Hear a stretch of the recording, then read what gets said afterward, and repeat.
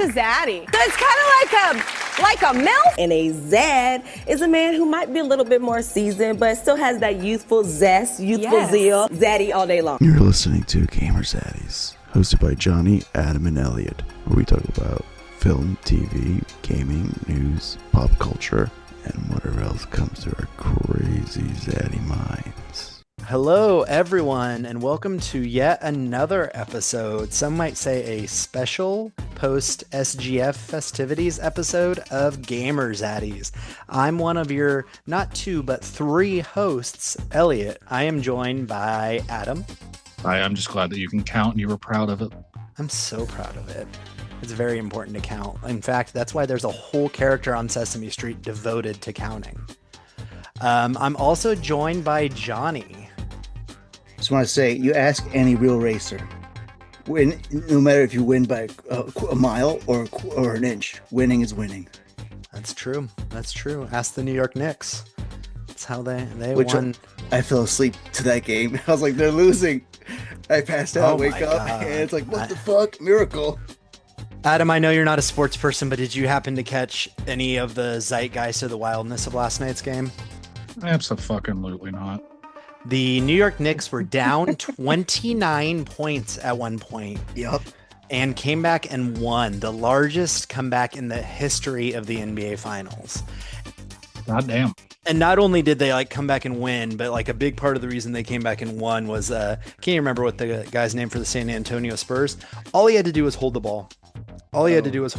Yeah, I forgot his name too. He tried to go up for a layup and got fucking denied, and then they went down and scored on the other end. So Knicks are on the verge of their first finals since the 70s. 50 years. I think it was 73. Yeah. I'm not a huge NBA fan from throughout the season. Kansas City doesn't have a team.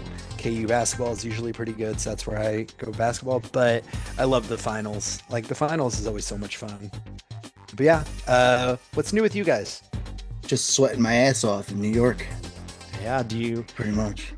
Listeners, if you're wondering why it's a little longer maybe than usual, is, we kind of had a little longer than usual. I feel like planned even. Yeah. Maybe a little more than 2 weeks. And then Johnny, I feel like Johnny's power goes out if somebody sneezes on it. Pretty much. If a dog barks at a transformer in your hometown, then you don't have power for 6 days. Some hateful dogs barking at Transformers. How dare they? They're just robots in disguise. No, they really don't like Optimus Prime. They think his voice sounds unrealistic. But well, I saw you in the last couple weeks, so yeah, nothing too fucking crazy.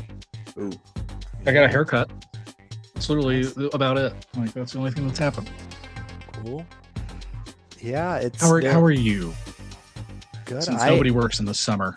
Nobody works in the summer, but I am. It's kind of weird. So I'm shifting from teaching elementary school to I'm going to teach middle school math.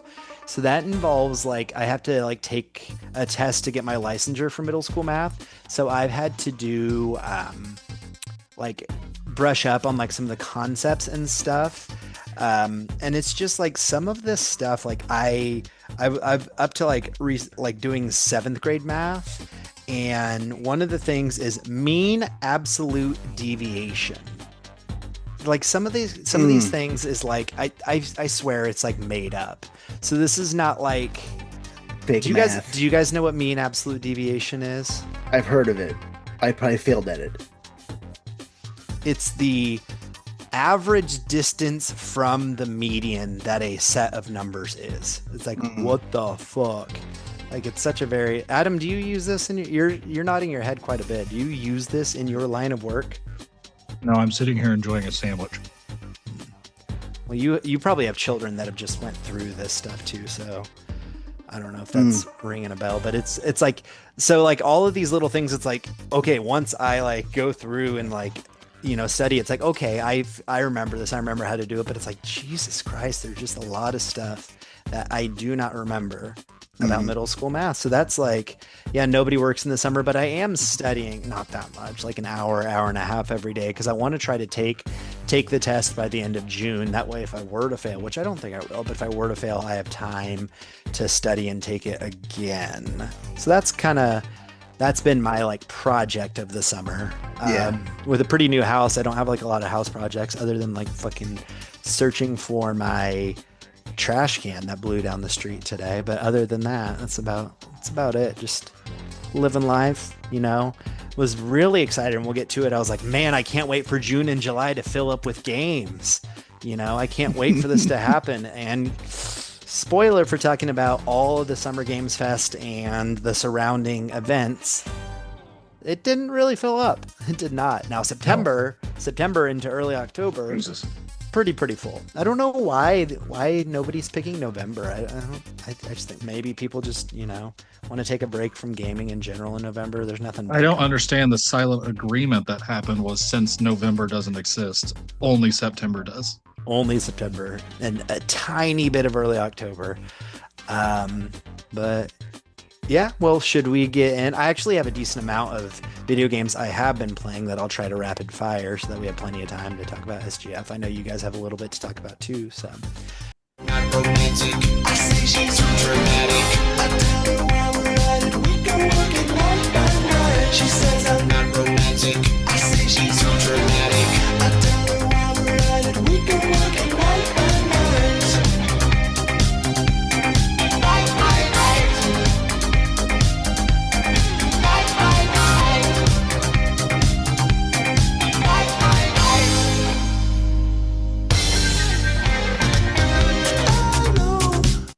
So that's a little song. Have you guys ever heard of a duo called Chromeo?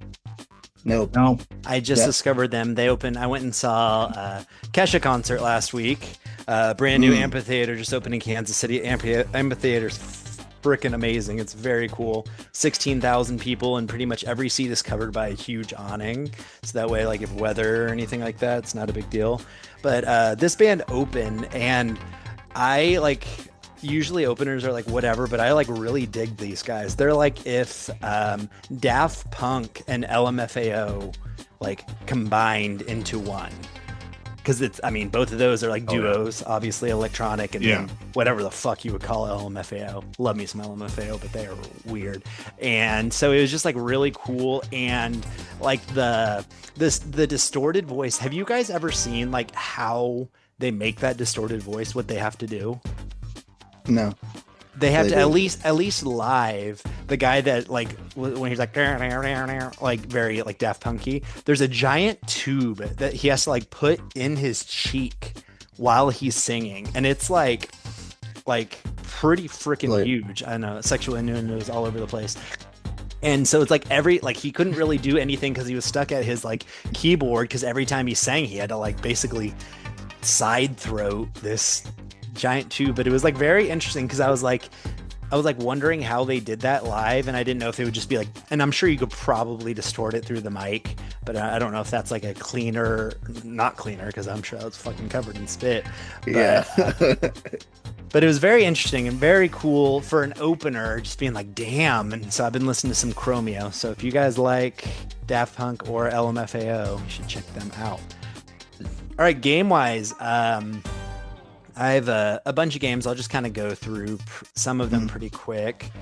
Let me see. So I have been playing a little bit of Lego Batman, not a whole lot. I got it, played about an hour, but got sidetracked. That's something I need to get back to. It's fun. It's Lego Batman.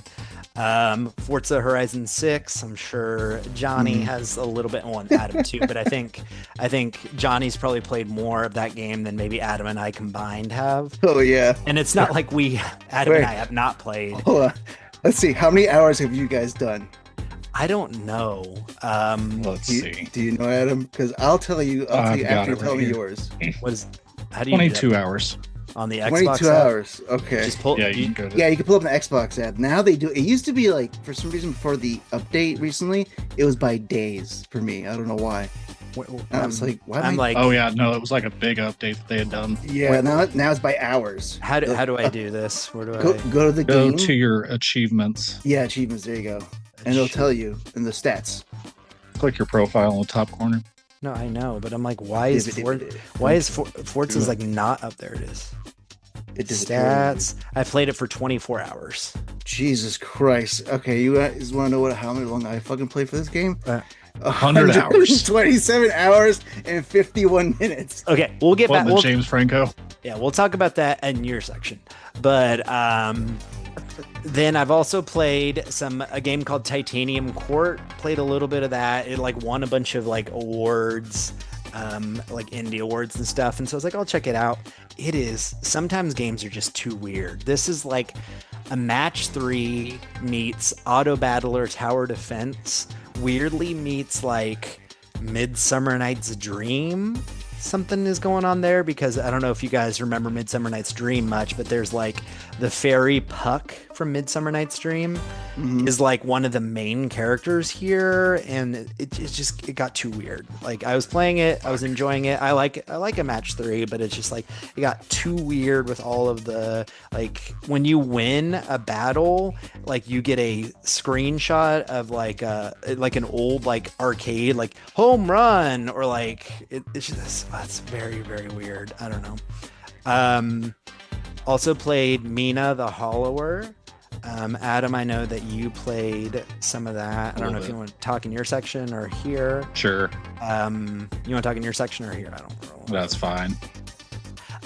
We can Mina, do it in mine. in yours. Okay, that's fine. But the 3 that I've played a lot of is the first one's Yoshi and the Mysterious Book. So I got this because I was like, oh, this looks like a fun game that I could play with, my 5-year-old.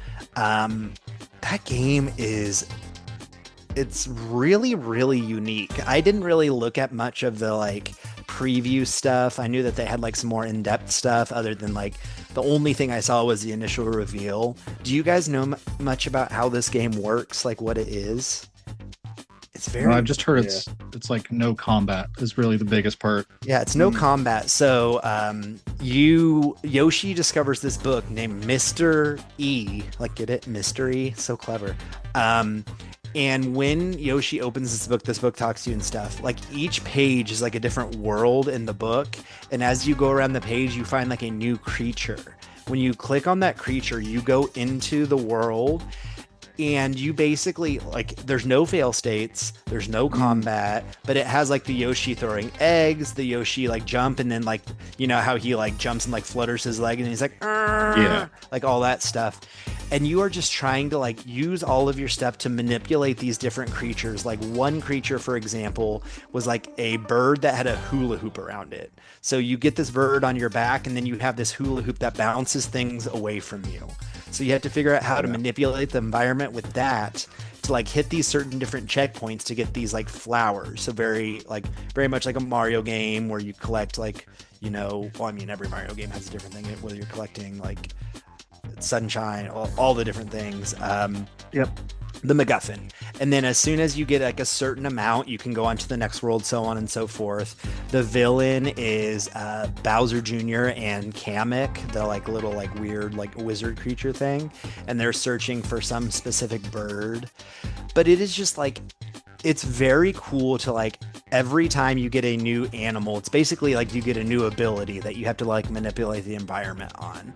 So it kind of in a weird way reminds me of like Super Mario Wonder, how every level in Super Mario Wonder had like a gimmick. This is like that, but what if it like actually like, I don't know, Mario Wonder felt very gimmicky. This felt like actually like this makes the levels like really cool. Sure.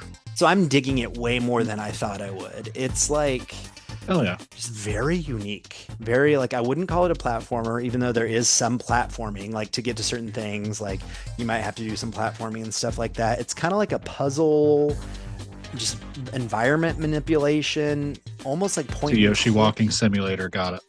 Yeah. And I haven't played a ton of the Yoshi games, but from what I've heard, like this is pretty unique even for Yoshi games. So sure, yeah, it sounds very different from even like Woolly World.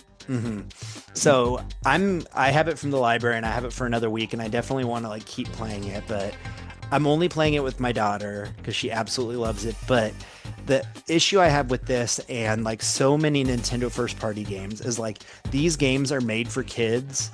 like 100. Like this game is made for kids for sure. But like the other thing about like Pokemon and anything Nintendo is like there's no voiceovers, so there is so much reading. So it's like I have to like, this isn't a game that I can just have my daughter play because there's like constant reading and she's not quite reading yet. And so it's like I kind of wish that there was like even just like a monotone like voiceover option or whatever. Like it's 2026. Like fucking you can like take a web page and you can make it like text to speech. Like why are we still having a lot of video games? Oh no, are we losing Johnny? There we go.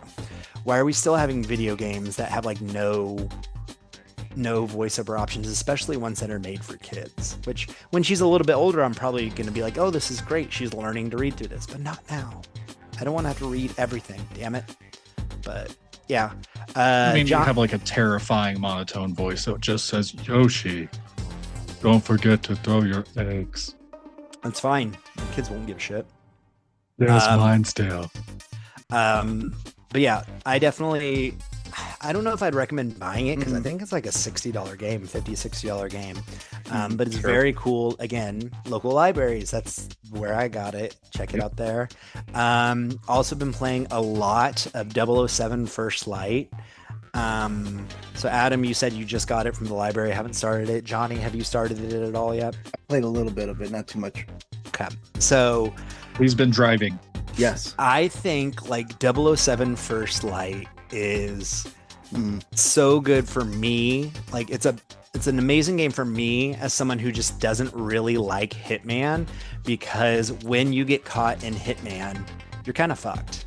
Hitman is not the kind of game where like, at least like in the little bit that I played, that like, oh, you get caught sneaking or something and you can just like figure it out. It's like a lot of like, oh, you're screwed. You got to reload and try again. 007, the reason I make that comparison, if you don't know, it's made by IOI. So it's made by the same people that did Hitman, but this is such a James Bond game. Like that is the one thing that surprised me so much, how much they captured the essence of James Bond while still making the game feel so good. There are really awesome sneaking parts. But if you get caught in the sneaking part, you have a lot of things. You could fight your way out of it, but you're also James Bond. You're smooth as hell. You could like bluff your way out of it in certain scenarios, or you can just do a whole bunch of different ways of, you can use gadgets to get out. Like you have like a watch that could have like a dart that makes somebody sick, or something that blinds them. Or of course, at one point you get a freaking pin that's a mini rocket launcher, because why not? And so there's just so many different ways. And then it has like Hitman-esque of like, you need to get to this objective. You need to get into this hotel room. But there's 6 different ways. You could try to go find the key card, or you could try to sneak around the back and get in the ledge, or you could try to bluff your way into like having someone let you in. All these different options to where it's like more on the rails than what I view a Hitman as, but it definitely feels like, ooh, I could do this like 6 or 7 different ways. 6, 7. Well, I mean, like that's how that world of assassination turned into by the time that you got to 3. Was like 3, you had a lot of, I mean, it was all just like chosen in menus basically, but you would pick a path that you would take, and I'd probably still say that there were probably 6 or 7 of those in there too per level. And so outside of the game is like a menu where you can go in and do like bespoke, like, okay, here is this level from the game, but you got to do it in these challenges in these ways. So there's a lot of replayability. I'm about 2/3 of the way through the game. And like I said, another thing that makes it a great 007 game is it's like, this is one of the best, and we'll see how this sticks to the landing, but it sounds like people are saying it's good. So it seems like it sticks to the landing at least as much as James Bond should.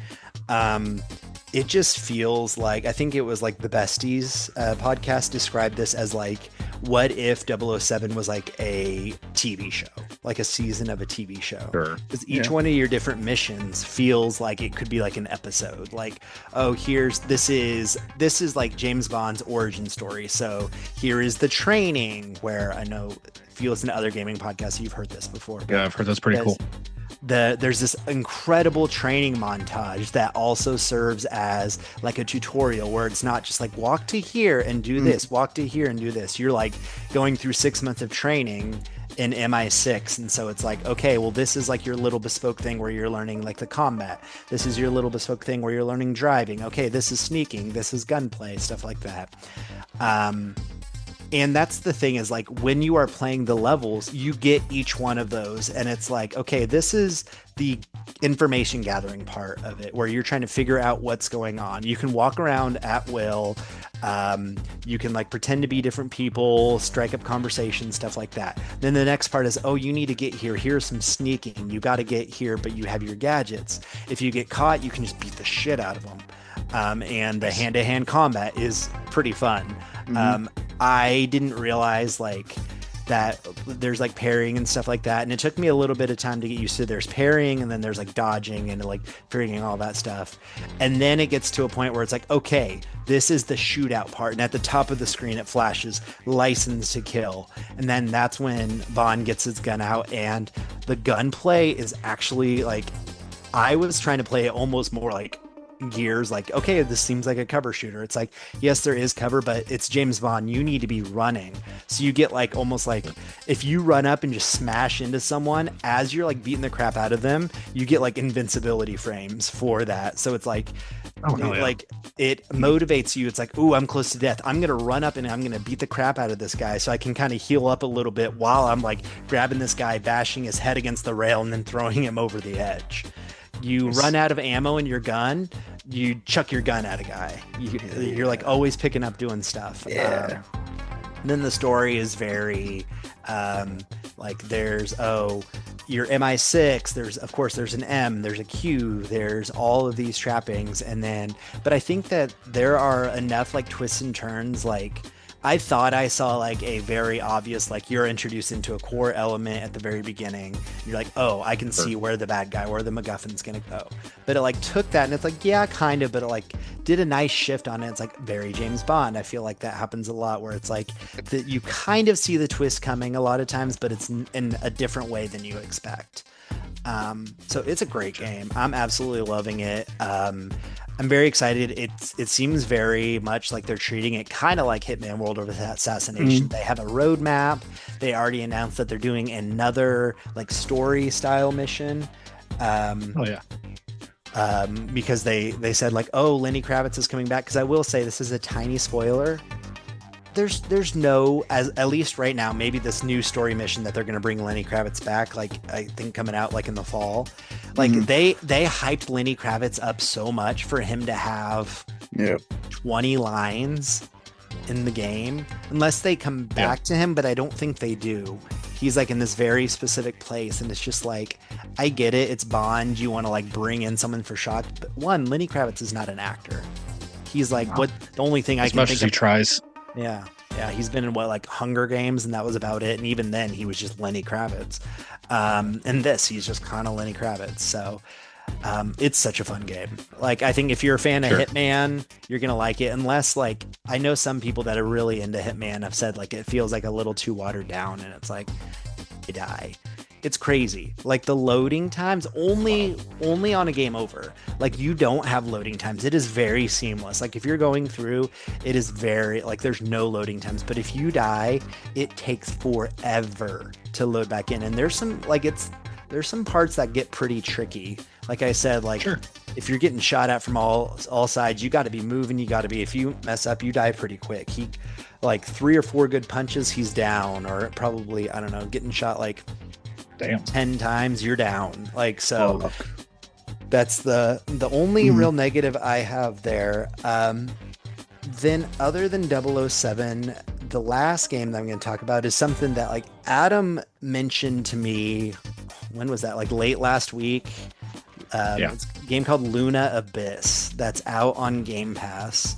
It came out May, and I like vaguely remember hearing about it. And then I think MinMax podcast mentioned it and was saying it was pretty good. And so I picked it up. What was that, on Tuesday? Pretty much. And I beat it today. And I'll have to look. I think I beat it in about 8 hours, maybe 9 hours. It is a really fucking cool game, and it's like kind of surprising that I haven't heard more people talk about it. I even pulled it up on Steam. There's like 500 and some reviews on Steam, which isn't teeny tiny, but I feel like, I don't know, like it's very cool. It's a first person shooter, but kind of like in like Metroid Prime style. Adam, I know you've played a little bit of it, where it's like instead of like aiming and shooting, it's more about like locking on the targets and strafing and like using your traversal and stuff like that. But the story is what's really cool. It takes place like the moon has turned red, and there is like this infinite abyss that has appeared on the moon. Like it appeared like hundreds of years before the story took place, and people went and colonized it, and of course things went wrong, and you are like a prisoner for some reason that is on there after things have gone to shit, and you are like, they're like, you are in prison for like, it's like 9,000 days, like 20 years, and like everything you do in this, like every time you go out, like you can take time off of your sentence, but you don't go out. You like control like a puppet almost. Like you remotely control a puppet. It's called a warden, but yeah, you're basically just taking over like what would essentially be a zombie almost. Yeah, a warden, and like you go out into this weird fantastical world that's ruled by this guy named the Allfather, and it's like, it's about as close as you can get to a horror game without actually being horror. There's no jump scares, there's no like, really, there's a couple things that get like, there's a couple bosses that get kind of gross, but there's nothing like grotesque or anything like that. But it's dark, oppressive atmosphere. The story goes some places. It's the first person traversal gets really, really cool. The combat, it's fine. It gets pretty repetitive. The bosses are pretty fun, but just the combat with like the regular enemies gets pretty repetitive. But it is like, for it being on Game Pass, I'm really surprised more people haven't talked about it, because I played it and it's not going to be like my game of the year by any means, but I could see it being on my list. I would like, if I rated it, I gave it like an 8.5, which is like, yeah, good.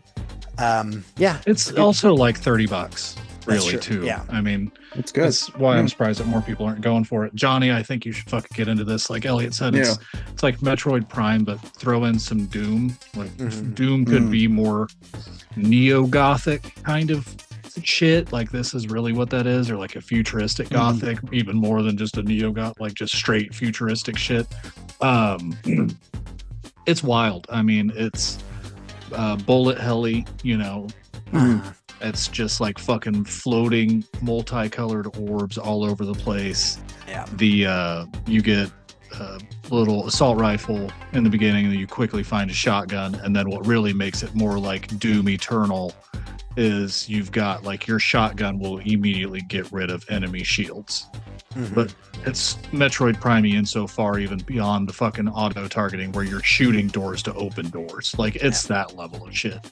And like Elliot said, it's not really horror, but the character design and just art direction itself is incredibly creepy. I mean, the first person, and I'm not going to say it because Johnny, I hope you started, but like the first thing that you fucking talk to is like just fucking straight weirdness. And then, I mean, I've ran into a thing that's like a orb with 3 fucking eyes. It's a fucking game that goes all over the place so far. And I feel like I'm only maybe an hour and a half in, if that. Yeah, definitely feels like there's some rough edges in places. A lot of the story is told through like, not audio logs, but through like logs. And I don't know, it says there's like 80 logs or something like that, and I think I only got like 50 of them. But the story, the atmosphere, sometimes on those, I'm like, okay, whatever. This one, I'm like, oh no, I want to read each one, because it does a very good job of like fleshing out like what's going on with the story, things like that. I do think like I said, some of the combat's a little bit samey. This is like definitely like if they do a Luna Abyss 2, which they absolutely could. There's like a lot more room for storytelling in this world with these characters, things like that. I would be very excited to play that, and that's I'm just hoping that they can, because I don't know, like, you know, in this day and age, unless you break through, like how much, because it's a very good looking game. Like I think they do a lot with like darkness and shadows and stuff like that to really stretch what they can do. Because a lot of the game is pretty dark. I think Adam was talking to me and he was saying like this game needs a flashlight, but I think them not having a flashlight has made it to where they can do a lot, you know, get a lot more mileage out of their environments, things like that. So yeah, definitely Johnny, check it out. I think you would absolutely love it. It's on Game Pass. It's $30. It's not going to be like, oh my gosh, this is like mind blowing. Some of the voice acting is weird, but I think they like lean into it. Like we can't afford to get like fucking Troy Baker, so we're going to lean into the weird voice acting. It's like one of your main like your main like mission giver has like a very like a vaguely like Asian accent, but she's like also, it seems like, I mean, she is kind of she's a robot, so she's like robotic but in a weird way. And then you have like British accents and Scottish accents and Irish accents and all these different like weird accents just like thrown in together to just add to the weirdness. It is a very, very weird game. I'm very interested. Adam, I'm very interested to talk to you once you beat it, talk to you about like the ending and like what all of it means and shit. Because this is a game that's so like, you know, like when I beat Saros, I was like, okay, ending explained. I want to watch a YouTube video. I want to like figure out more. Well, so few people have played this game that it was even hard for me to find out if there were like multiple endings, because I was because there's collectibles and stuff, and I'm like, oh, is there a hidden ending? And everything that I found has said no, except for like there's been a couple like people that have been like, I'm pretty sure there's like a hidden ending, and it wouldn't surprise because it definitely leaves like some room for a hidden ending. But again, it's so like little, like so few people have played it. It's like I can't find much online about it. So yeah. Yeah, I said I was going to try to rapid fire and talk quick, and here we are, me talking for 20 minutes about all my games. But yeah, I think the only thing that's going to like put Luna Abyss on the back burner just for right now is the fact that I have Hitman from the library for like a week. You mean Double? Then I will that one. Whatever. First Light. Something by IO, and then I'll just immediately go back to it though. Yeah. Yeah, and that's the great thing about Game Pass and no games coming out this fucking summer is you can just go back to it. This is a game, I don't do this very often. I did it with like Citizen Sleeper. I've done it with Balatro. Not that Balatro needed my money, but I'm really thinking about just like buying it just so that those developers get my money. Because I enjoyed it that much, and it's like obviously if there's only 500 reviews on Steam and stuff like that, I think like that would like really like, you know, money where my mouth is type of stuff. So I think, you know, with Game Pass I get like a 10% discount, so I might just, you know, throw them $27. Like, good job, good game. Oh, I think I might see a part of the problem is, of course, there's a subset of the Twitter users that have claimed this game as woke, so of course that's gonna well it's, I mean, it is like there's a time where one of the characters calls the main character like she, and she goes, I'm a they, not a she. And so like that incredibly woke. That makes it super incredibly woke. Fucking shit. But yeah. Yeah, those are my games. I'm excited. I guess like really the only thing coming up for me this month is the Adventures of Eliot is next week. I am going to it's like maybe a little bit more about Mina. Mina the Hollower made me like kind of like take a step back and be like, ooh, I really need to do the demo for Adventures of Eliot the Millennium Tales before I like pay for it, because there's a chance Mina, it seems like Mina the Hollower-ish, like same genre maybe in some ways, and Mina the Hollower is not my thing, so I want to try out that demo. But other than that, there's a lot of games coming up. We'll talk about it, but yeah, that's what I got. Me, baby. I'll be here waiting, baby, to get what you deserve. And then if your life won't wait, then your heart can't take the loss. You heard the news that you're dead. No one ever had much nice to say. I figured out what you went away. You take me from the hospital bed.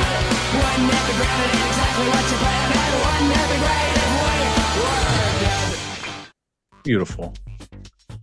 For once, I wholeheartedly agree with you on your song choice. Incredible song. Damn. Yeah, so like I said, I haven't really played much. I played some Mina the Hollower. I am incredibly concerned about the $20 that I spent on this. Not really. I mean, I'm glad to support a dev, but it is incredibly fucking hard. And I walked into this game knowing that, and it's interesting to see that they kind of maybe front-loaded the challenge in this game. I think that's kind of a concerning thing with some of these super challenging games, is that they have a strong, hard impression that's going to put people off. However, for Mina the Hollower, there are plenty of little adjustments that you can make through some accessibility settings. And I mean, these loop all the way through low damage taken, more damage taken, no damage taken, and then being able to hollow longer. Johnny, I don't know what all you've seen about Mina the Hollower, but you basically hollow into the ground and use that as a defense against enemies, but also as part of platforming. Yeah, you don't have it. You don't have a dodge at all. You like jump up and then slam down into the ground, and then you like for like 3 or 4 seconds you can kind of move under the ground, and then eventually you have to pop back up. But yeah, like that's the thing is like one. To like dodge is just a dodge. To hollow, first you jump up, so like as soon as you hit the hollow button, you're not like dodging, you are like, that's when you're like most vulnerable, so you have to like time it even more, like do it a little bit beforehand. And then once you're under, you move a lot faster under the ground, which is kind of weird. Yes. And that's part of what makes it so challenging, is just like timing when you're gonna pop up. Like a lot of times I jump up, get hit, hollow down, try to run away, and then I pop back up out of my hollow into another attack. So instead of dodging, I get hit twice. And it's like, fuck. Where I previously left off, I had started a boss fight against a moon in a swampy area. And that's basically like the last thing that I had done. I died, and I just haven't got back. And it's just because other shit. But I would like to go back to it. I mean, I don't necessarily want to do an easy mode on this. I have turned some things on. I'm not like gonna fucking say that I want to just balls to the wall this and raw dog it. I really just want to find a way to enjoy this. It's incredibly Legend of Zelda pre Ocarina of Time by way of Dark Souls, and like that challenge does really kind of fucking suck sometimes. I don't know if the game tells you really, unless like you look in the manual, and if it does, great. It's got a great manual, I will say that. But if you get hit and instantly hit the hollow button, like she will hollow. That is the one time that she actually won't jump, is if you've already been hit, but you have to hollow, or you have to do the burrow button as she's flashing, like old school characters do when they get hit. They got to flash.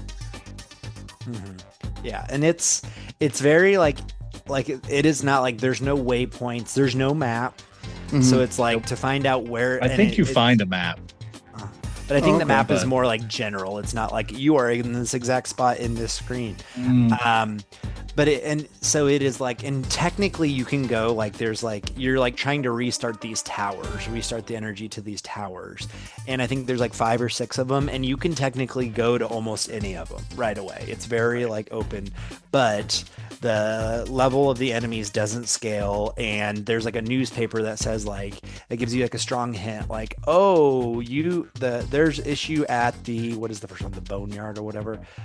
Something like that. There's issues there, and so like it's a strong indication you should go there first, and then it'll like tell you. But it's like I'm like when I turned it off going to like the second tower, not even getting to the dungeon of the second tower, Adam texted me, he's like, where the fuck am I supposed to go? I'm like, good question, that's where I'm at too.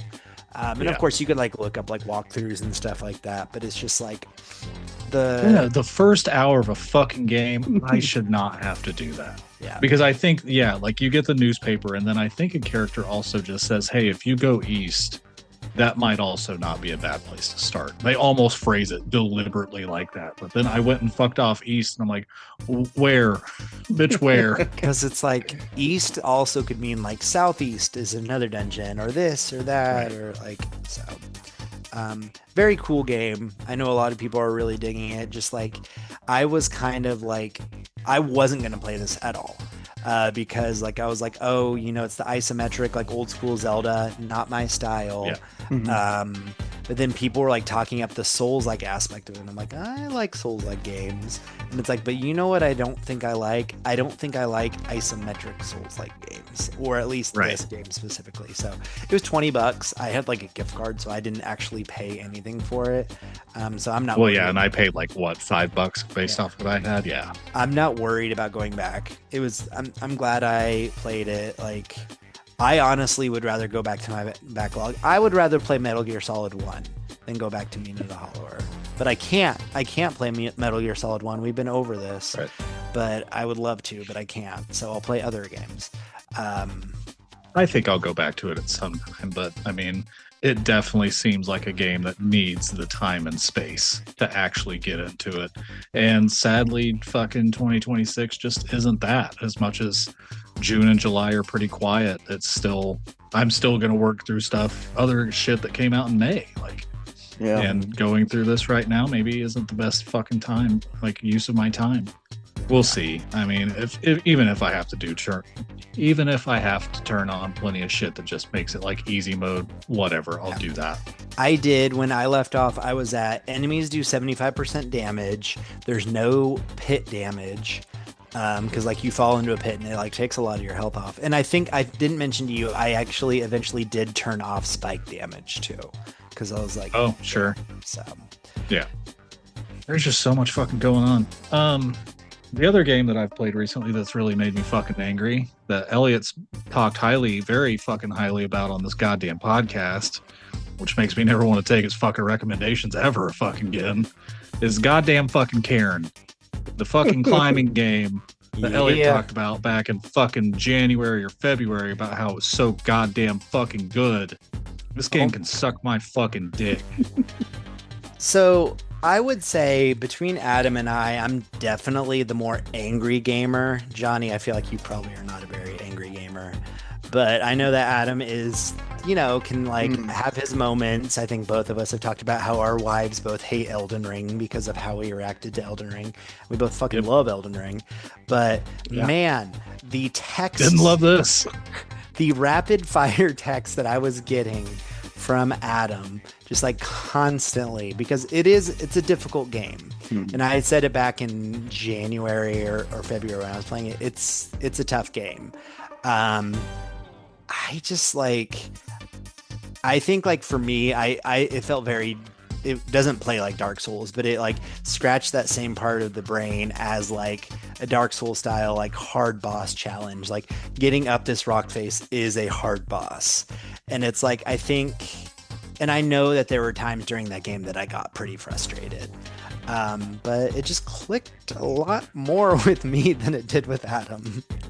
I mean, by the end, my death count was like 8. Oh, okay. My death count was like 12. I looked, so you died less than I did. I mean, I did get there. That being said, like, it's not just death. Like, you're climbing up the mountain and you're like, tied into the side. What was your fall count? Like, my fall count was like 100. Oh God, I'm sure. Because you like fall and dangle from the ropes. Like, that's the frustrating thing. Like, you don't die that often. To die, it means like you have to really, really fall. And there are a lot of ways to like prevent that. Well, and it's got light survival elements.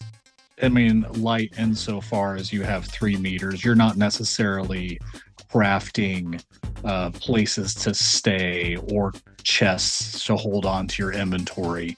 You have a backpack that you have to hold water and food in, or medicine, or pitons. And you're just trying to like mix a lot of that at the same time, because then your water can make different food. I did turn off some of that survival stuff sometimes. Like if it got down to a point to where it was just like, I really don't want to deal with the meters. It's like, I have everything I need. I just don't want to fucking deal with these meters right now. I'd be like, I'm done. And especially at the end where you're going up the largest part of the mountain, and it is a mixture between ice, hard rock, and at that point I just did not eat a piece of food in time. I think like a cutscene happened or something, and then that just made the timer lapse, so my one hot food I could not actually use anymore. That part was just annoying, and it felt like the game fucked me. But I think like what just did not work for me in the end was it felt like there would be times, a lot of times, where I thought I had nailed the climbing and would be getting my hands and arms, or my hands and feet, in the correct locations. And it turns out, no, not at all. Nowhere near it. Even though it's like you are 100% stable, you are nowhere near falling. I have both of your hands in one spot holding on. Both of your feet are perfectly planted on the platform below you. And she's still just like, I'm gonna fucking fall. I'm gonna motherfucking fall. And then she motherfucking falls. And it's like, okay, I guess, fuck me. I got very, very literal with the pitten uses, because at the end of the game, I had like 9 of those. And I mean, sometimes you get to even just the smallest bit of ground, and if you kind of stabilize there for 30 seconds or something, you can reclaim all of those that you left below. So that's great. But I mean, it just got to a point to where if you almost don't do hit them like into the wall the second the screen starts to go dark, you are at risk of fucking everything. Or alternatively, you move your leg 30 degrees up your own fucking ass, and she's like, no, this is fine now. At least both feet aren't planted. One's planted inside my asshole, but this is more comfortable. I'm safe. It's just nonsense like that. I mean, there is a lot of fucking fuckery that happens. You can literally make this chick look like a starfish and she'll be fine. You can make her look as flat as a board and she's freaking the fuck out. Or you can do like a vampire bat type thing and put both feet and both hands on the same fucking rock face, and she's just loving it. She's digging every fucking second of that. Yeah, I think one thing, and I like as we talk, I just remembered like there were multiple times that I like reloaded saves. Like I went up, like lost like 30 minutes because of the survival thing. And it's like, well, I've like tried to go up this. And like one thing, like I think a big gripe for me that you like notice too is like you'll find maps, and maps tell you like different locations. Like, oh, this seems like it should be an easy route up. This seems like it should be a difficult route up. And I found that like I just like didn't even worry about like finding those maps or referring to them. Yep. Because there were multiple times when it was like, oh, this is the black route. You should not do that. I'm like, that was easier than the blue route, or the green route, which you're saying is easy. Yeah. So it's just like, I don't know if those are like purposely misleading, because it's like, oh, well, this hiker, you found it off of a dead body. Like cairn is like a reference to like a cairn is like a pile of rocks to signify that somebody passed away. The mountain that the fictional mountain you're supposed to climb up, like nobody in this world has successfully climbed it. So you're trying to be the first one. So it's like, maybe they're just saying like, these fuckers don't know what they're talking about. Or I don't know, like maybe there's just like, I don't know. I absolutely loved it. This won't be the last time we're talking about it for one of us. But yeah, I apologize because I feel bad. Like I was very, very strongly recommending it. Obviously, I think I mentioned it multiple times, maybe on this pod, definitely off the pod. It's a bummer that it didn't click with you, Adam. But now I do think that I need to in the next month or two, if I can get it for cheap, if it's on sale or anything. I need to try Baby Steps, because like you saying like you absolutely hated Baby Steps and bounced off of it, I was like, oh, okay. But now like you saying you also don't like Karen, and it's like there's definitely some similarities there on like the movement and like the micro and stuff like that. So maybe I would like really love Baby Steps. I don't know. Maybe I should try that.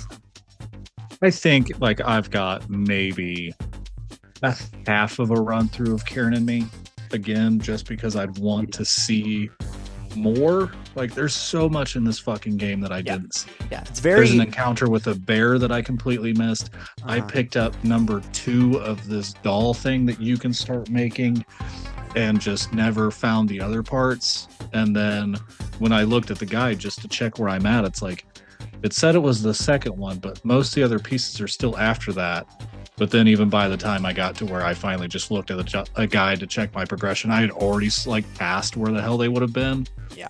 But I like, it's one of those things where it's, you can climb this side over here and you can maybe find something. But if you climb this side over here, you're definitely going to find something. And it could be something more beneficial that you would actually like to have the entire fucking game.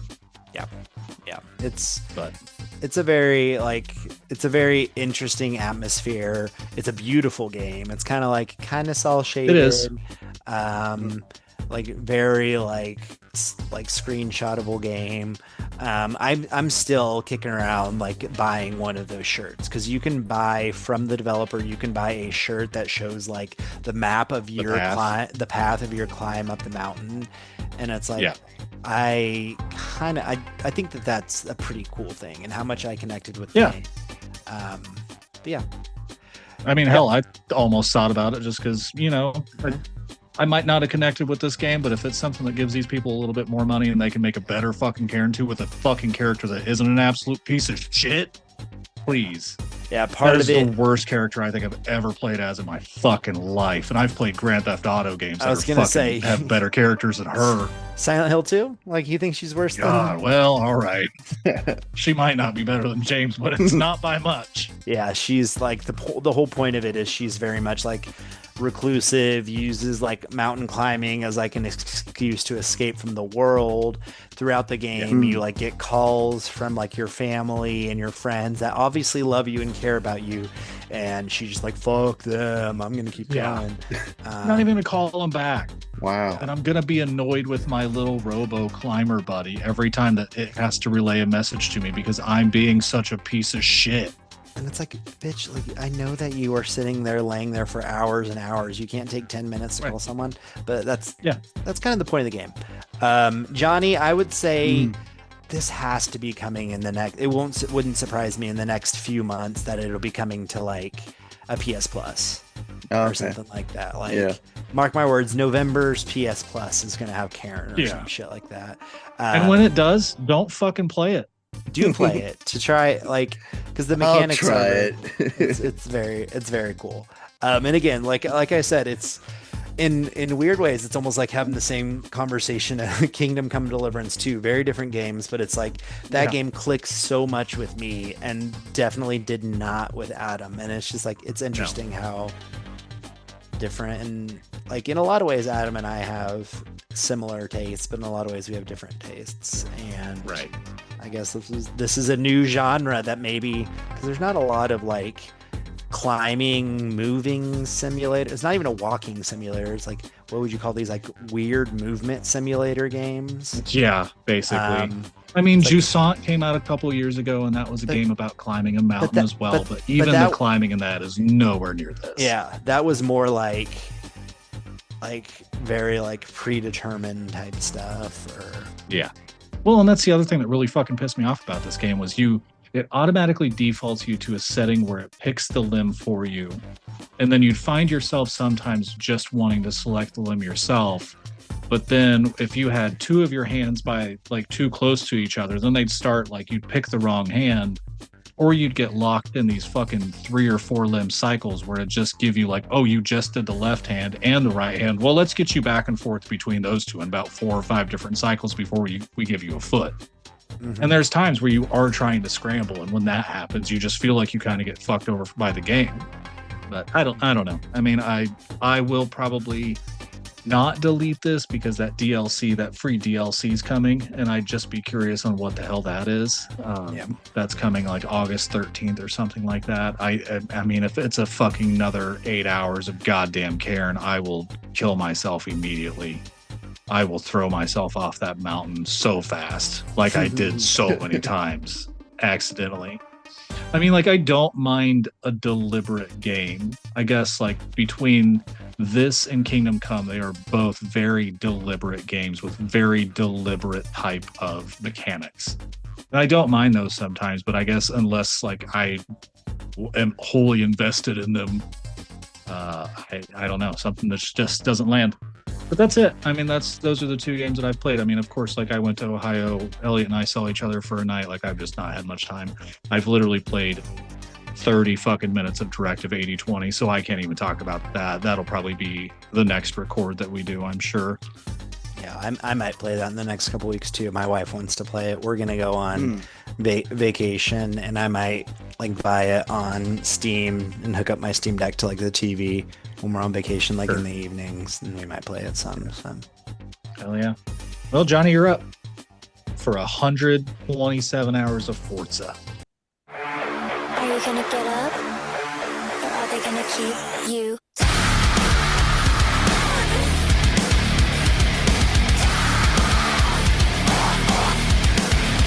Get up.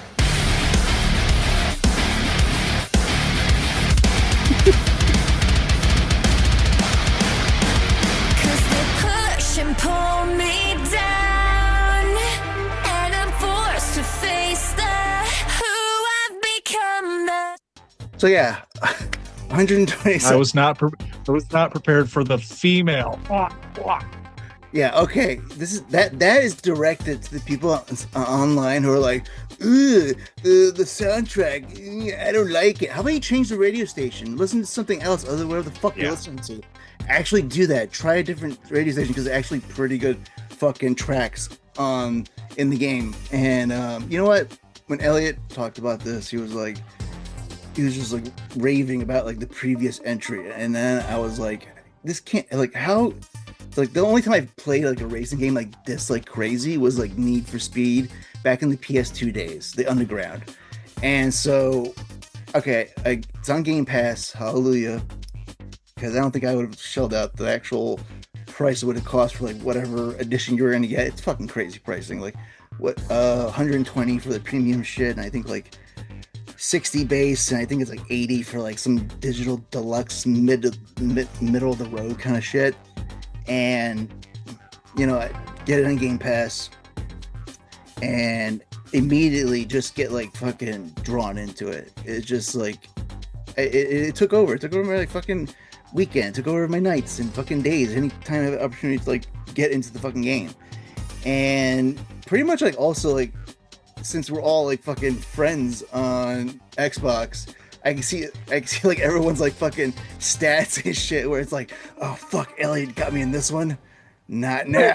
I'm turning the fuck back around. It's like, I want that leaderboard. God damn it. Yeah. It's like, oh fuck that. I need to get 2 more miles on this speed trap to beat this person. Yeah. Like, I'm gonna go back and do it over and over and over again. Exactly. And your guys driving avatars when you're like doing like racing shit. Elliot, you are fucking aggressive when you're fucking driving, and Adam, it has you like as like the master of fucking turns. And I was like, how do you fucking do that?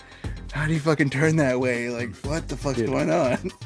Which I don't know if that like is basing on how I'm sure it's not basing on how I don't know. That's what I was gonna ask. But it's like, no, I'm like, okay, this is like a really sharp turn. It's saying red. Like, I need to slow the fuck down. It's like, or I could smash into this car.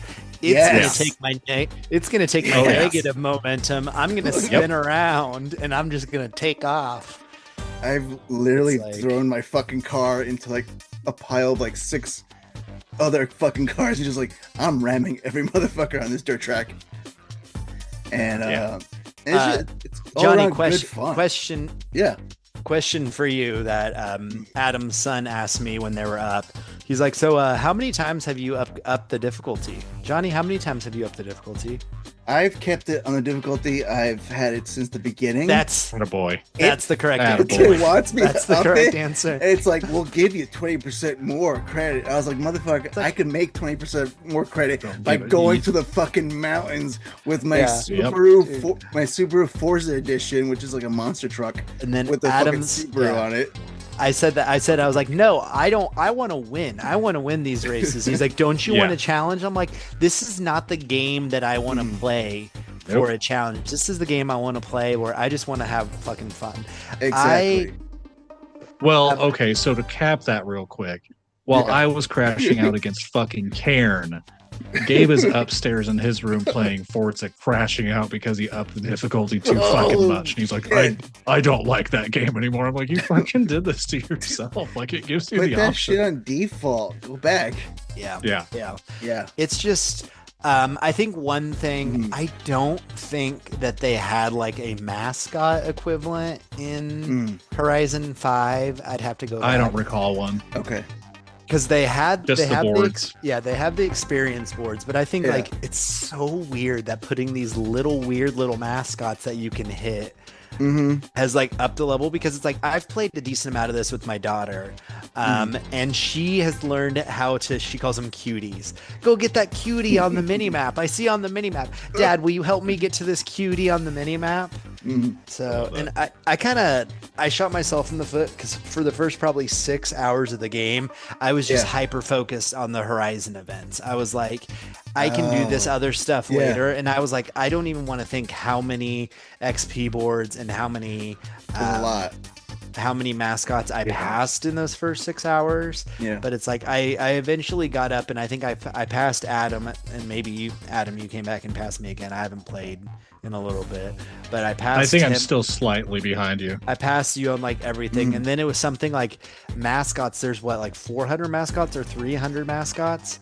300. I think it's 300. 200, I think, but it just keeps saying like zone mascot, so I'm not sure how specific that is. I think it's like in the 290s or something like that, because I know specifically like I passed, like it only shows you, and like I actually want to know, like, have you guys found like full leaderboards? Because I haven't found full leaderboards for any of this shit.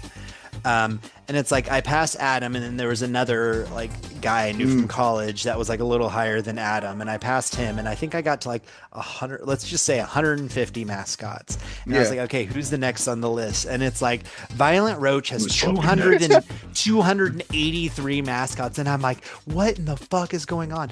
Johnny, I texted Adam. I didn't text you because I wanted to. Have you even done any of the Horizon races? Yes, I have. I had done the Horizon races. Because how else did I get to Legend Island? God damn it! Okay, so now you've got to Legend Island, but this was like at some point it was like you had mentioned that you were like level 100, and I did a Horizon. I did that. Now. No, I know, obviously, but this was like a while ago, and it was like that one thing is on the Horizon races, it does show you like the leaderboards, and I like texted Adam, and I was like, Johnny's not on these leaderboards. I think he has somehow passed level 100 without doing like the 4th big Horizon race. I've literally done everything at the beginning. I was doing everything but like Horizon event shit, and I was like, all right, now I actually got to go do the fucking events, get like the experience. Now we play the game. Exactly. And basically also like you could also earn doing like the online shit, like the Horizon, like I think it was like stunt parties, and then the Horizon of like something else was like a type of event where it's just like a free-for-all, like they have like a battle royale. They have like several other things like drifting and like, you know, the usual shit you would get like and online, and speed traps and all that shit. Yeah. And the racing, and especially like the cross country racing, a lot of times people online are like very heavy with like, oh, let me get like the rally cars or like the super like muscle cars that can handle off-road, and the only loophole I have to go against them is getting the electronic vehicles, because if I hit them, or if you hit a wall with the regular vehicle, your car needs time to like gear up and get into like motion, speed up. With electric vehicle, it's just one constant speed forward. Hell yeah. Like even if you hit the fucking wall, you can literally somewhat glitch your way, and then fucking Spider-Man vehicle, like Spider Mobile, like the wall with your electric vehicle, just like glitching all the way to like the end of the race. So that's what I've been doing, like trying to figure things out. And I haven't done any online. I did all of the Horizon. I got to like Legends Island. Have you done those long ass races yet? No, the ones that finally open up after we get to Legends. Yeah. No, not yet. That's the next thing I'm gonna do. Because it's like there's the 4. There's like highway race, street race, dirt race, and off-road race, or whatever. I don't remember the 4, but it's like there's the 4, and one of them is literally a 50-mile race. It's like all around because there's two races that are all the way around the map. One is just the highway, so that's like 20 miles, but you're going like 190 miles an hour, so it goes pretty quick. But another one is like all of the roads, and there's a lot of like drifting and stuff like that. And I think I texted you guys. It took me like 27 minutes to beat that one race. Yeah, that's a lot. And it's just like I couldn't imagine trying to do that race at harder difficulty and getting like passed in the last stretch. I will say, and I don't know what I was expecting, but like the end when you do big spoiler, not spoiler for after doing all those races. Nothing happens. Getting to Legends Island is a big deal.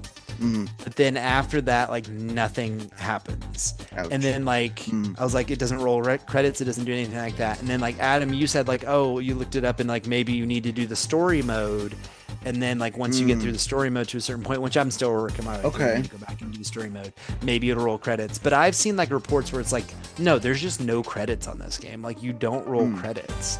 And it's like maybe I'm misremembering Forza 5 and there wasn't, but I like, and maybe I just made it up in my mind, but I remember like, again, fake memory maybe, but like I remember rolling credits in Forza 5, and it's like that's such like a stupid little thing, but in my mind it's like I haven't beat it till I rolled credits. I haven't beat it until like, so like that's like the one thing is like they have these 4 like, okay, now you're in Legends Island, here's these 4 massive races, and it's just like it just takes them off of the recommended things to do. They're just done. You did them. Congratulations. And it's like, that was kind of weird. So I was gonna say that because I did all the story stuff first. So I don't know, maybe it will. But there's also like expansion stuff coming out pretty soon as well. Maybe going along with that, like possibly it's gonna extend into that. I can't think of anything else, but currently what I was doing, like I was like so slow doing like the Horizon like festival shit. I was doing like the season stuff, like trying to unlock like the seasonal cars that they were touting out there and stuff like that, and also hunting like Forza edition vehicles. It's like where most of them you can actually just drive around and you'll eventually like, run into a Forza edition vehicle. It's like, oh look, it's your aftermarket vehicle, like you want to buy it? I'm like, okay, sure. It's like at first I was like, I don't know what this car is, like let me purchase it, looks nice. So Elliot, looking here, I have the orange stamp and you don't. So I'd almost wonder if like the second you get that fucking stamp, you're done. The orange stamp, like you've done all the story stuff. Oh, the Discovery Japan. I guess I don't know how. Are you like you got credits? Or are you like? No, I'm just saying like. Of all the progression things that against our our achievement comparison, that's the one that's the one progression thing that you don't have that I do. I definitely know like the Discover Japan stuff. I know that I like need to do a lot more to get those.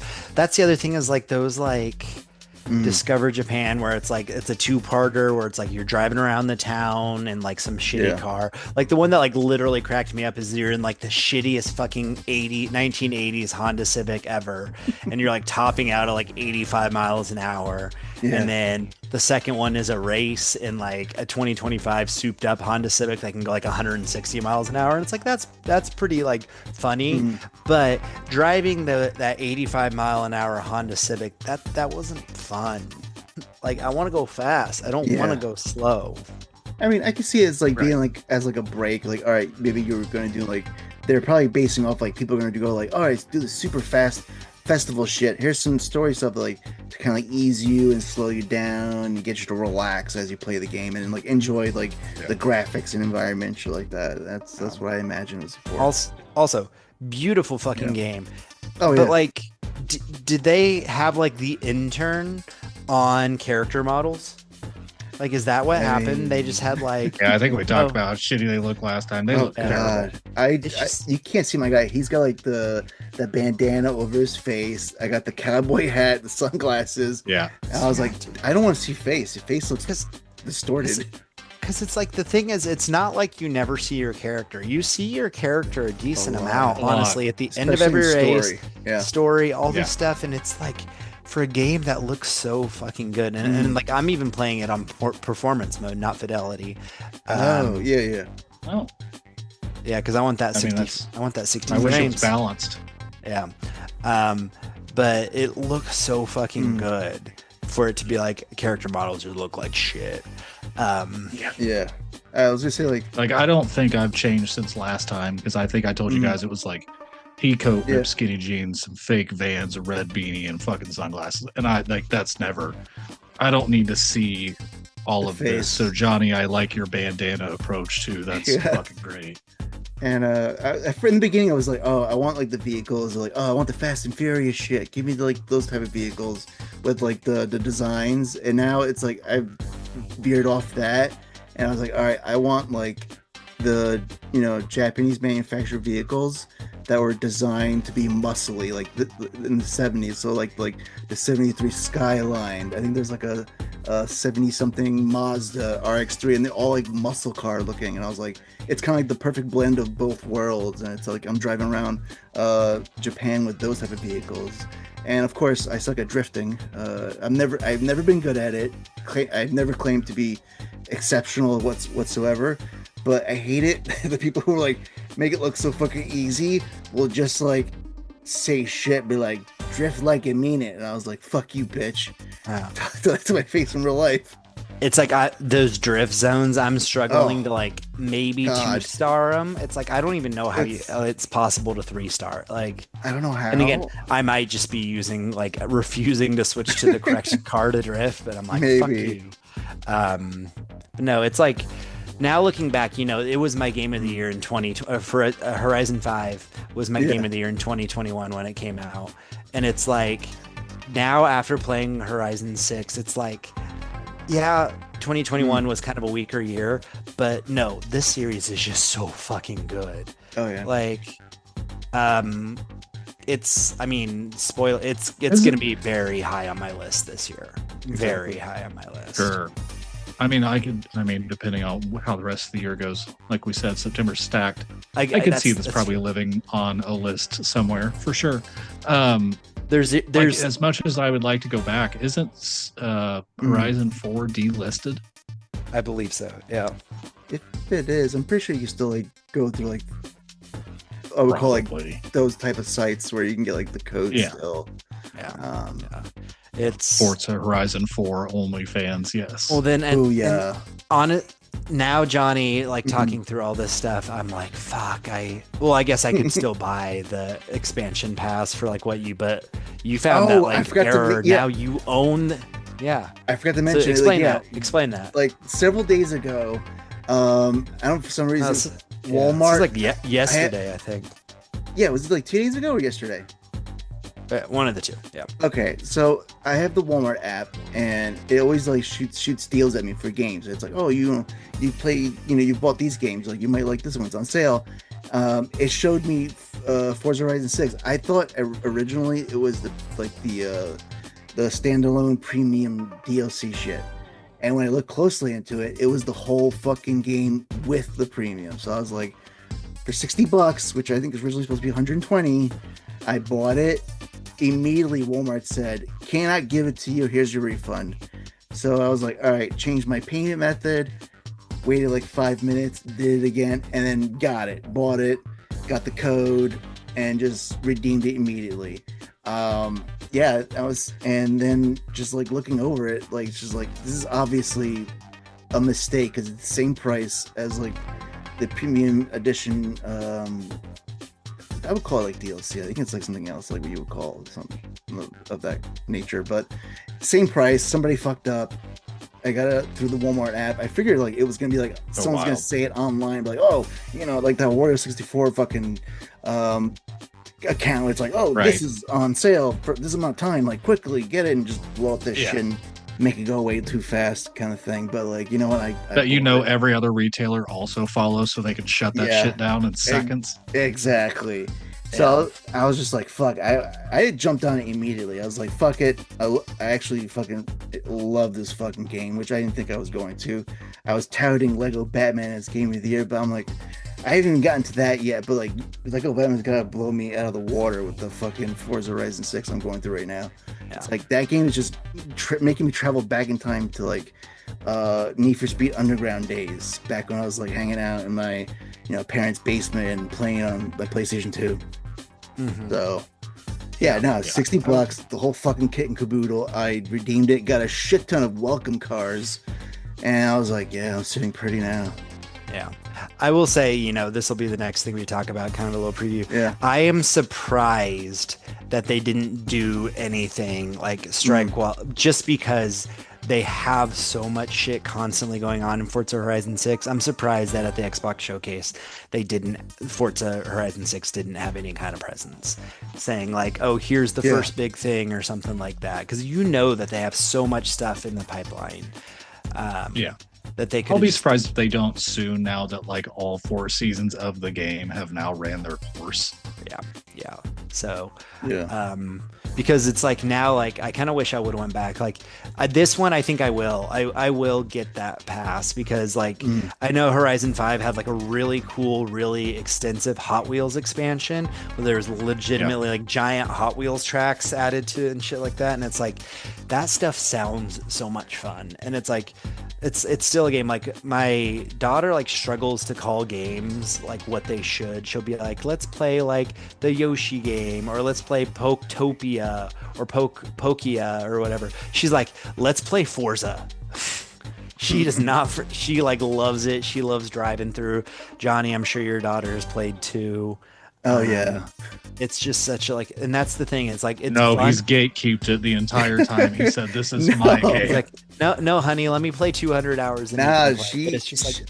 I let her loose in the fucking mountain. So like, if people online see like my fucking car going like crazy on the mountaintops, that's my daughter. She's like literally trying to throw the vehicle off the mountain and just get major air and crash down. It rewards that. I think my my maximum score was something like 760,000. And that was just like going through the woods, just smashing things. Like, cause it's like, the cool thing is like, Adam, you had said like, don't ignore a skill song. It's like if you start a combo when a skill song starts, that skill bonus continues no matter how long you go. So I was just sitting there just like doing donuts through trees and just like getting in. It was just like, I was like, okay, now I'm above 700,000. I'm going to sit here because I don't want to like, I have like the perk on like my main car. I like to where it doesn't end until you hit something like hard twice. Yeah, exactly. And it's like, I don't want to risk that. And I was sitting there and it was legitimately another like 20 seconds of just like the skills just like increasing. It's like, man, the numbers go up for sure. I was gonna say that's one thing I've tried hard to like match up to you. I think I'm like less than like 200,000 below you, Eliot. It's like, how the fuck did he do this? Adam has something like yours is in the 4s or the 5s. I can't remember. Yeah, there was one really good one that I had going that I fucking was just. That was like just highway driving too.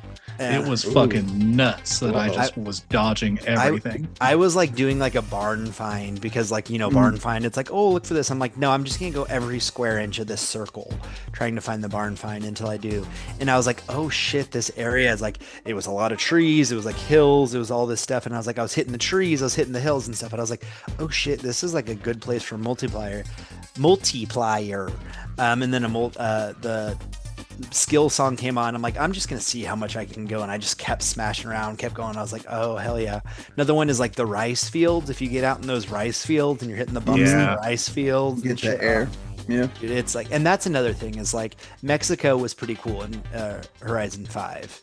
Japan is fucking awesome. It has everything, and it makes sense to have the mountains and the city and then the countryside and this and that. And it's like, damn, God, it's such a good game. Such a good game. It's Johnny, I'm very excited because spoiler, we're gonna be talking about this on Game of the Year. I'm very excited on Game of the Year when we get to this to pull up your playtime in December or January when we're talking. Over or under 250 hours. What do we think? It's gonna be over. I tell you that right now. Over. especially with like other shit coming down the line. 'Cause Yeah. you're playing on your Rogue Ally a lot, right? Yes, I am. Yeah. Because I'm able to one- take it with me on the go. Yeah, that's one thing is like they say like Steam Deck just can't really handle it that well. But I Okay. know the Rogue Ally is a lot more Yeah. powerful and kind of.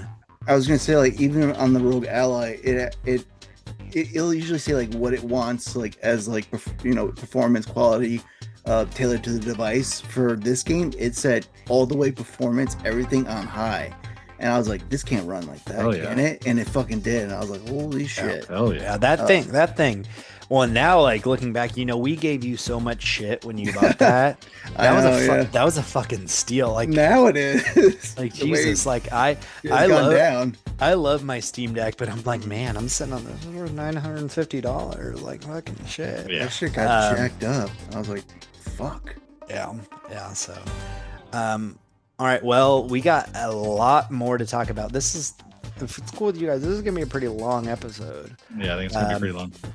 So I think we can also race through it. Like, we can all call out shit, but I mean, Yeah. But there's going to be some points of conversation. All right. So, Oh, yeah. like I mentioned at the top, this was formerly E3 season. Now it's Keeley season. I don't call, E3. guys, listeners, I don't call it Keeley season.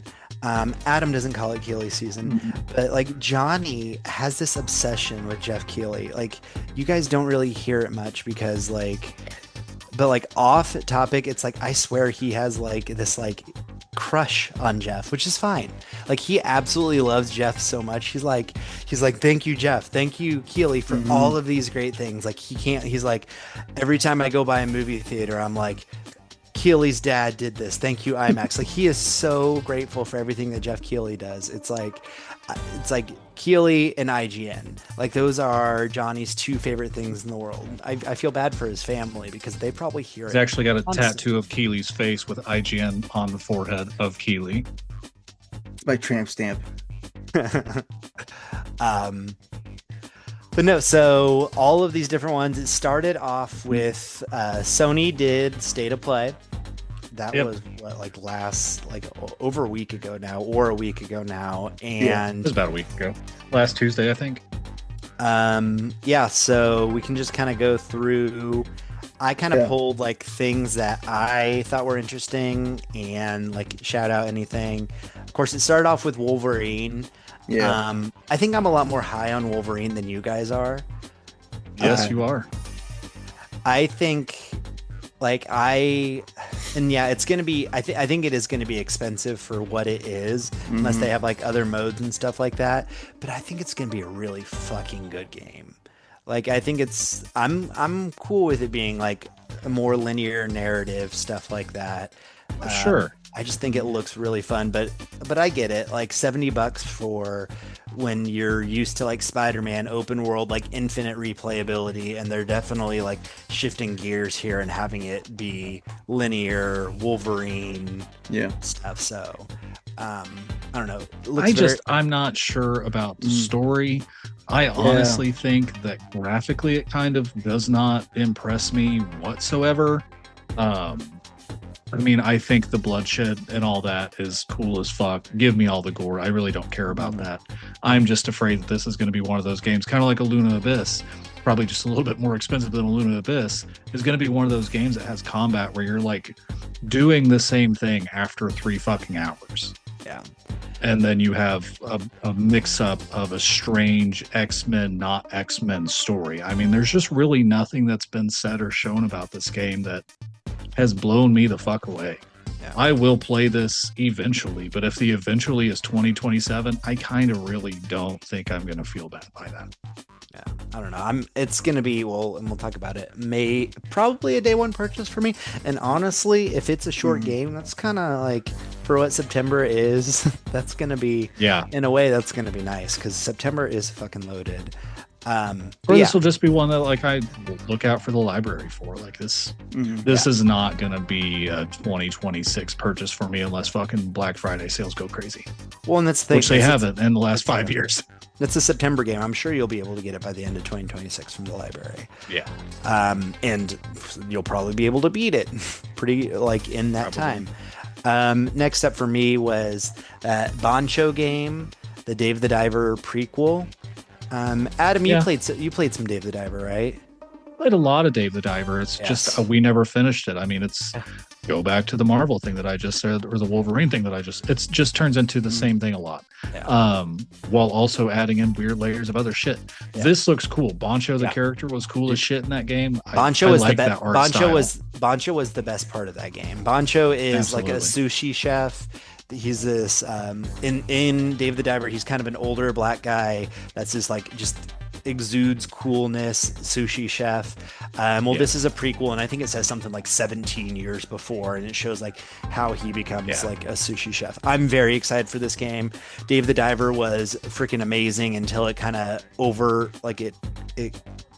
Added itself. too many systems on like the last third of the fucking game. Oh my gosh! You all of a sudden had like a farming sim aspect of it. I was like, what the fuck is this? This seems very much like this is a cooking style mini game, which I don't like. There's not been a ton of those that I've like loved, but this looks fun. I like the IP. I like what they're doing here, so I'm definitely interested to try that. If Dave the Diver were Dave and Dave at the Diver, that would have been like the savior that game needed. Because then I could just play it co-op. This Kamuri game, Kamuri Hunt the Unseen, I think looked really cool. It's got a lot of fucking style in it. Like you've basically got dudes skipping up walls with their hands in their pocket level of fucking style. And while that might not sound like style to people, like that shit's just cool as fuck. And it's a co-op. You're fighting like Japanese yokai stuff like that. But as people dove a little bit more into it, do you know what they started comparing it to? Oh no, what? Monster Hunter. Oh fuck, of course. Yeah. Because like the way that one of the descriptions is like you're like fighting the yokai to be able to like harness parts of the yokai. So basically like Monster Hunter, you fight the same monster to be able to like get there, stuff like that. So it's like, but if this is like a stylish Japanese yokai Monster Hunter, I don't know. Yeah. Like definitely a wait. 3-player co-op. Yeah, there we go. Tomb Raider was there, the remake of the first one with a delay into next year. Didn't mention the new one at all, which makes sense because if they're delaying the remake of the first one into next year, then that means the new game is 2028. They're not going to do two games in a year. No. I read some previews on this today. They're pretty mixed. And of course, like they've got the mention of the AI thing, which I think it was Game Informer that I saw actually kind of asked Crystal Dynamics what that means, and especially what it means when they remove it. Like, what are they removing to replace it with? Where the actual like PR team for not even Crystal Dynamics stepped in. I think it might have just been Amazon that stepped in and tried to like course correct immediately so the Crystal Dynamics guy wouldn't answer in a way that could have alluded to anything else. But yeah, it just sounds very mixed. She sounds floaty, like a lot of the comparisons were oddly enough to Princess Peach, which kind of sounds really fucking weird. But other than that, like everything else was good. Gunplay sounded good.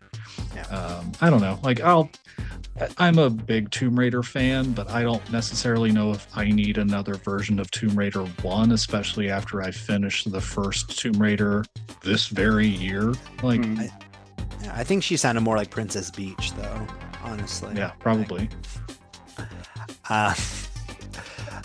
Next up, one that like I don't know why this hooked me, but well, and we'll see now. But Dune Awakening coming to consoles again in September, but it's coming to consoles, and I was like, oh, this kind of looks interesting. Like this would be fun to get into. Coming to Game Pass. And then it like once it said it's coming to Game Pass, I've heard enough people saying like this can be like really fun. To where it's like it's coming to Game Pass, and then I was like, I think I messaged you guys. I was like, we got to play this. It's on Game Pass, but it is literally in the heart of September that it's coming to consoles and Game Pass. Right. So we'll see. But it's like I've heard good things, like Dune, kind of survival MMO. Not really my genre, but I mean the Dune IP sounds real. Like if I'm gonna get into a survival. On Arrakis makes sense that you're trying like literally like it makes sense to do a survival there. Well, and I'd be curious what the single player thing is. You know, if a how long to beat for the single player says that it's like a fucking 4-hour experience, sure. Oh yeah, because I forgot. And then we can all just wait to play it together. A single player. Onimusha for you nerds.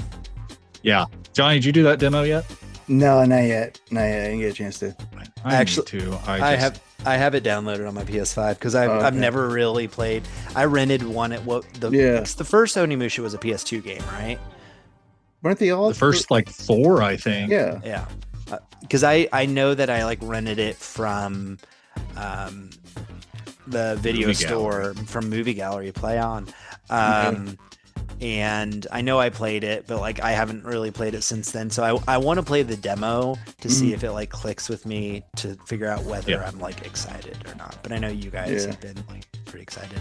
But again, I saw that demo as like incredibly slice of life, where people had said that it was too easy, but then Capcom also came out and said that they literally give you abilities and weapons in this demo that you do not unlock until way later in the game.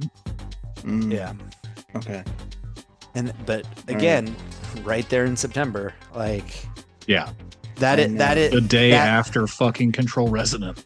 Yeah. Jesus. That is a game that I could like, and we can talk a little bit more about September, but that is a game that I could see moving off of because Control Resonant is September 24th. That Valor Mortis was September 24th, but Adam, you just sent that thing where it said like the studio head was very open, was like, when we released this date, September was wide open. Now it's not. We're going to October. Yeah. Well, and they even like quoted fucking Control specifically. It's like, we're not going to try and fight Control. Yeah. Silent Hill Townfall's next. I mean, I think I'll play it sometime. Yeah. I think between Silent Hill Townfall and Onimusha, if I had to pick one, I'd go the Onimusha route, but I'm also probably just going to go the route with both of these of one Capcom game goes on sale all the fucking time. Sometimes so do Konami games. Like, I'll just probably wait a little bit on these. I am 100% buying Control Resonant. Like, I don't fucking care.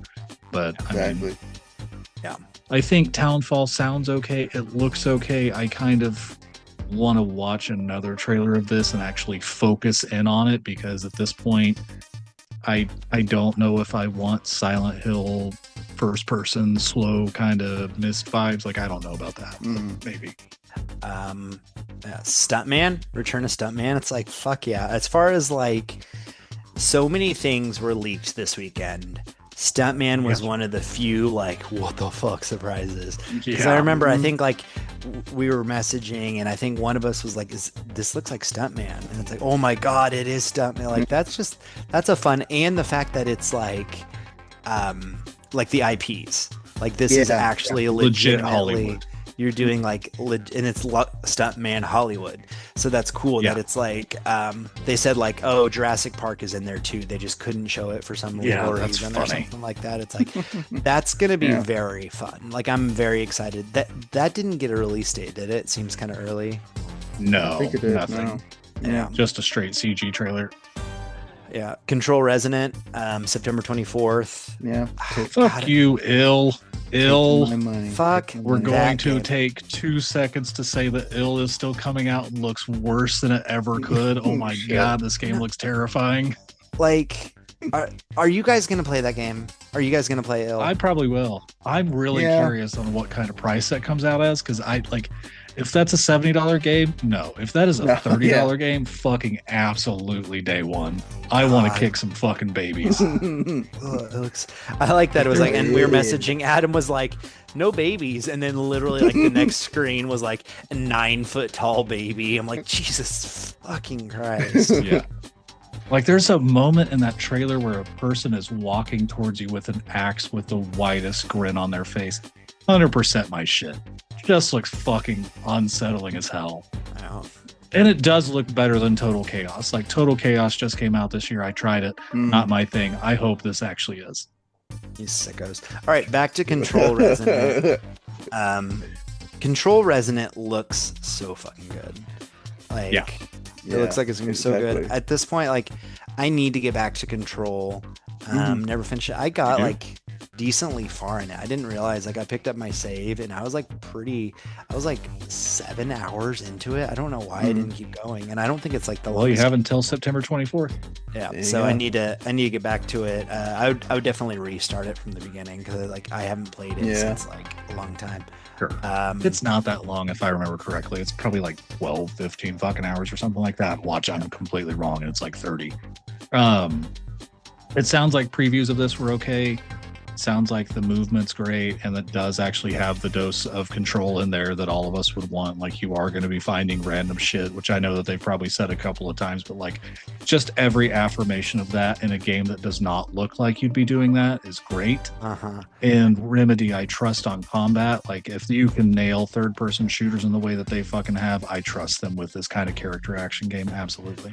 And then here it just was more on the release date and the combat. But was it Right. Xbox or was it Summer Games Fest that had the actual presentation that had the more story one that gave like I think that was SGF. I can't that, recall. Yeah. the that gave Xbox. that gave like the like no ever like everything in the Federal Bureau of Control has broken out into the streets of New York City. Like it had been like hinting at that, and it looked like, oh, like how bad is this contained? They're like, no, everything is fucking like this is like worst case scenario. And it's like, ooh, that's Yeah.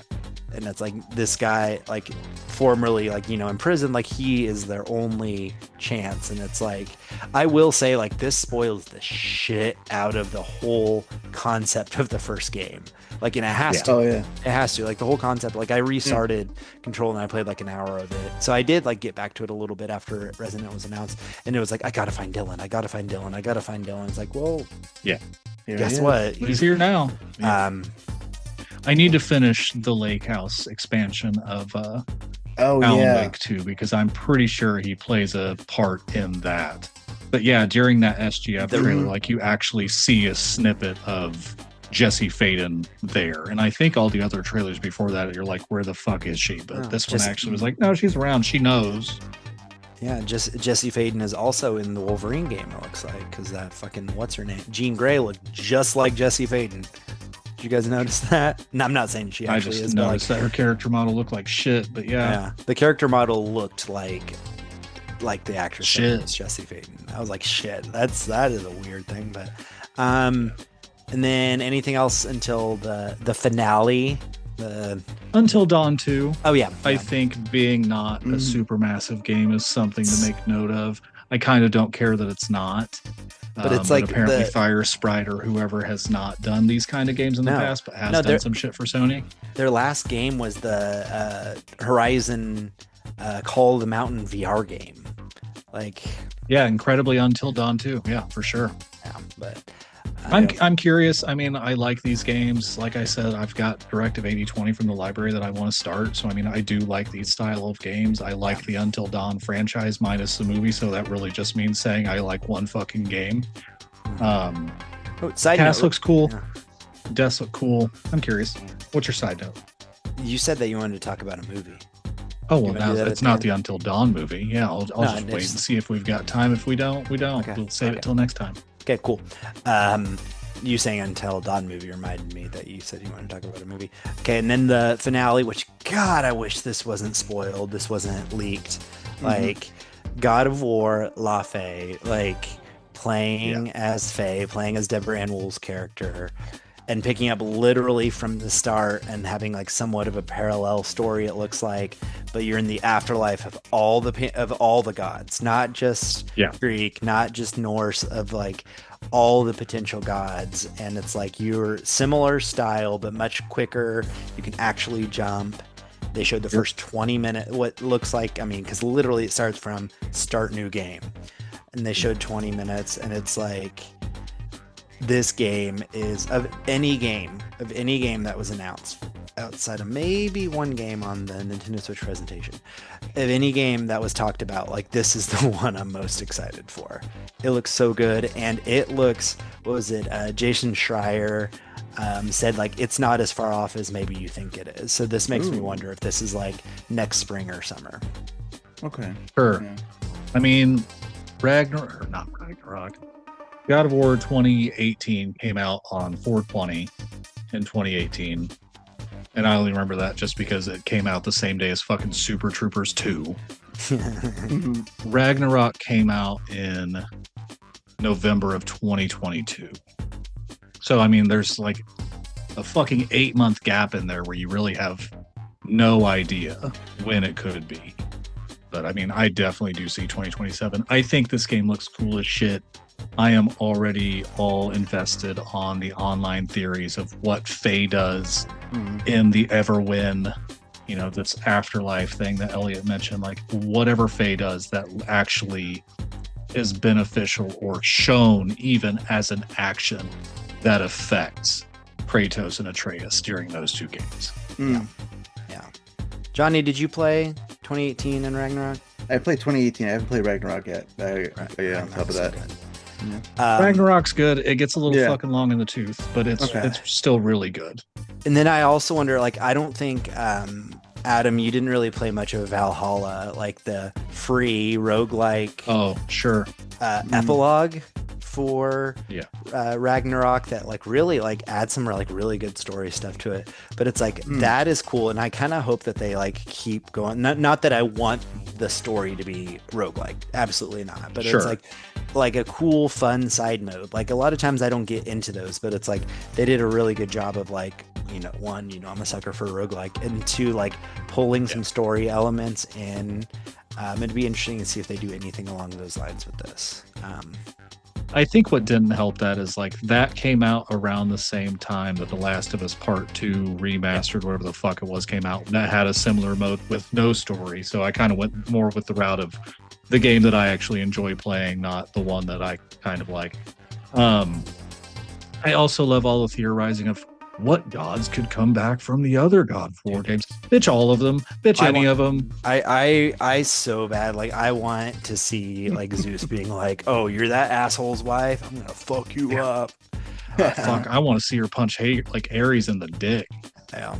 Well, and that's the thing is like, of course, the anti-woke crowd is like, it's called God of War. Why the hell are we not playing the God of War? It's like, motherfucker, the first God of War game was literally about killing the God of War. Like, you don't play as the God of War in the first game.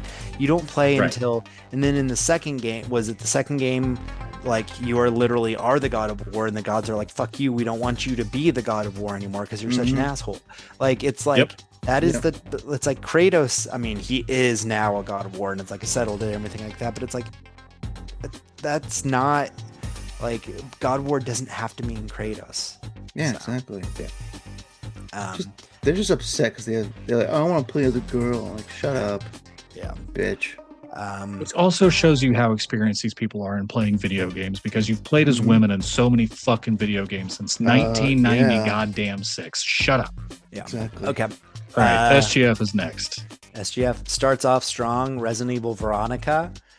Not Code Veronica, but Veronica. That weirdly I have is like, I didn't play the original Resident Evil games much at all, but Resident Evil Code Veronica, my brother's best friend like was obsessed with that game. And my brother like didn't give a shit about video games, so me and my brother's best friend like sat down, and I don't remember it because I was like young as fuck, but like I've played through that entire game, so it'll be interesting to like, I definitely want to play this. It'll be interesting to see if like anything rings a bell, if I like memories come back, it's like, oh shit, I remember this part. It is funny that like I sent a thing and it's like, this will be in third person. And Adam's like, oh, that's shocking news. And it's like, well, now there's going to be like these fuckers that have an expectation that Resident Evil 9 did both. Why can't each one do both? And it's like, well, Resident Evil 9 was doing its own thing. Like, this is very much... that's a sequel, not a remake. It's in the remake lineage. But like, I'm very excited about this. Absolutely. My only like sadness with this is there was no gameplay, but if I recall, like that's how they've done most of these, is it's just, hey, here's your little sizzle reel with no gameplay, and then they'll start beefing up the marketing. Did it give a release window? 2027. Just 2027. Right. Yeah.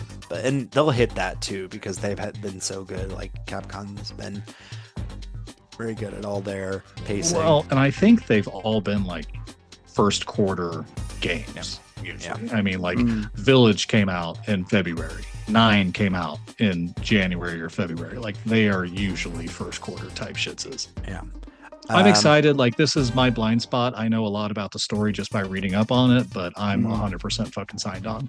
And did you hear, like, the reason that they're doing this is because they had done the 4 remakes, so they gave Leon a sequel, and they want to do this, so they actually give Claire a sequel as well. That's why they haven't remade, like, 5 or remade 1 again. They want to actually go back to the 2 characters from 2 and give them their own story. Why are we playing as a woman though? God. Yeah. Well, my daughter's super excited. As soon as she saw about Claire Redfield, she's like, I'm in. Let's go. Hell yeah. Next we have, next up at least on mine, is Gen Atlas. That was formerly Project Robot, right? Yeah. Yes. Yeah. Sorry. Yes. Looks fucking weird. Looks cool. Yeah, it looks cool as shit. Fun. I'm here for it. Exactly. Yeah. And not much more. I think Weird and cool. I may have stupidly, for some reason, loaned my nephew my copy of The Last Guardian because that's my definite blind spot. But I'm all in on this.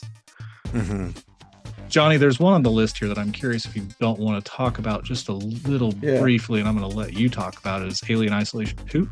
Yeah. Okay, yeah.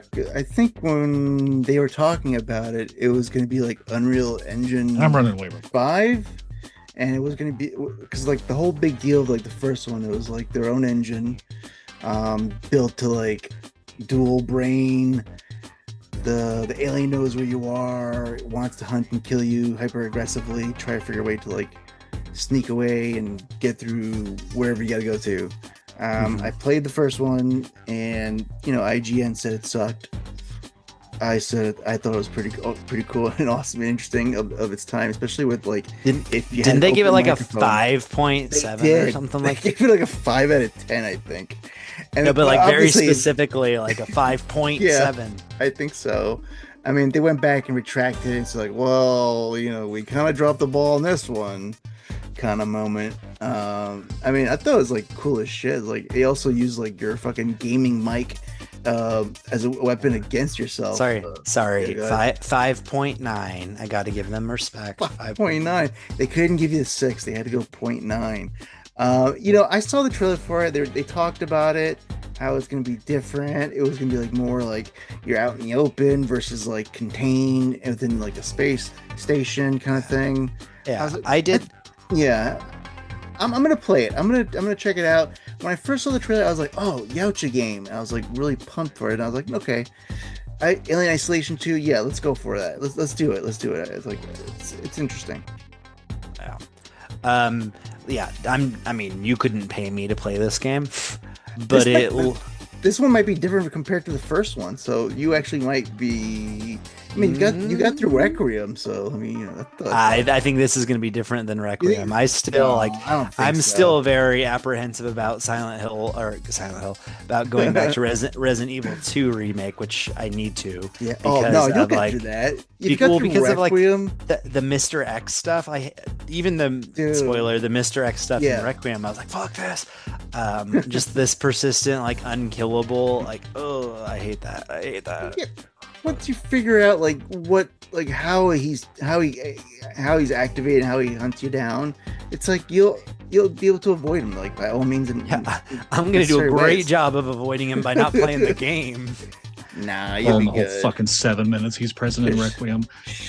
Real quick to clarify, the rating of Alien, they didn't really like retrofit it, but there was a scariest games of all time list that came out last year where the creator of that list did specifically call out that was a different reviewer than the person making the list, and that's why it's so high on that list. I mean, it just baffled me like how they like did the first game dirty like that. But you know what, the second one, yes, I'm all for the property, for the Alien property, getting more games out of that property, especially good games. So I'll check it out. It's gonna be worth a buy. I don't know. Maybe I'll just wait for it to get on sale. I don't know. I'll wait for the reviews, not IGN. But I think it's gonna be good. Yeah. They had this game. Blood Message, I think, looks incredibly fucking cool. Yeah, but I don't have much more to say than that. Like, it just looks cool as shit. I don't need these 1400s Chinese, Japanese games. There's too many of them. Let's move on. What? Too many samurai games? You said? Oh well, this isn't samurai. This is Samurai. Chinese. Oh no, no. no. I'm remembering what else you said. There's too much of. No, no, definitely. But no, it looked very cool. Sure, we'll see. X looks cool. It's going to be one of those that I don't play, and like I admire for how cool that it fucking looks, but I'm not going to do that. Do you want to talk about the elephant in the room called Stranger Than Heaven? What the fuck are they doing? Like, what the Don't know. like? Who saw the fact that so Stranger Than Heaven is like RGG Yakuza Studios' next game, and this game has looked so fucking cool. It's not in the Yakuza franchise, but it's like telling the origins of the Yakuza over like 4 different decades, all this stuff. Last time they mentioned it, they're like, well, Snoop Dogg's gonna be in it, and it's like, that's kind of fucking weird. Like, but it makes sense, there's so much music, blah blah blah blah blah, and it's like, oh, that's kind of fucking weird. And then this one, they're like, you know what else what else really fits the 1910s through the 1950s Japan? Yeah. Deceased rapper Tupac. Yeah. Yeah. Literally 30 years ago, basically. What? Like was I- Wu-Tang not available? I want to know. Right. I want to know, like, and like Snoop Dogg came out on stage, and that was so fucking awkward.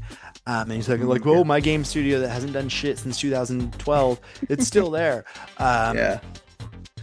Like, was it like Snoop Dogg's like, I fucking want Tupac in this, and they bent over? Like, who? Like, So what it who- sounds like happened Yeah. was they wanted Snoop Dogg because they have this whole cast of characters. They thought Snoop Dogg would be a good fit.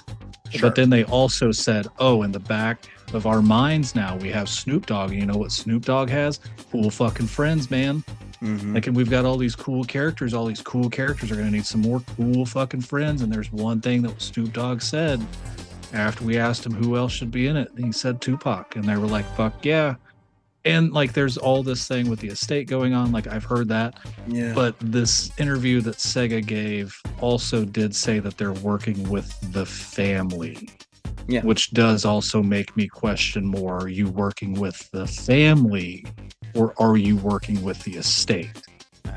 Because what they had set out to do as well was like not make Tupac, like not make 1996 Tupac. Basically make a version of Tupac if he were alive in 2026. Like, what would that Tupac look like?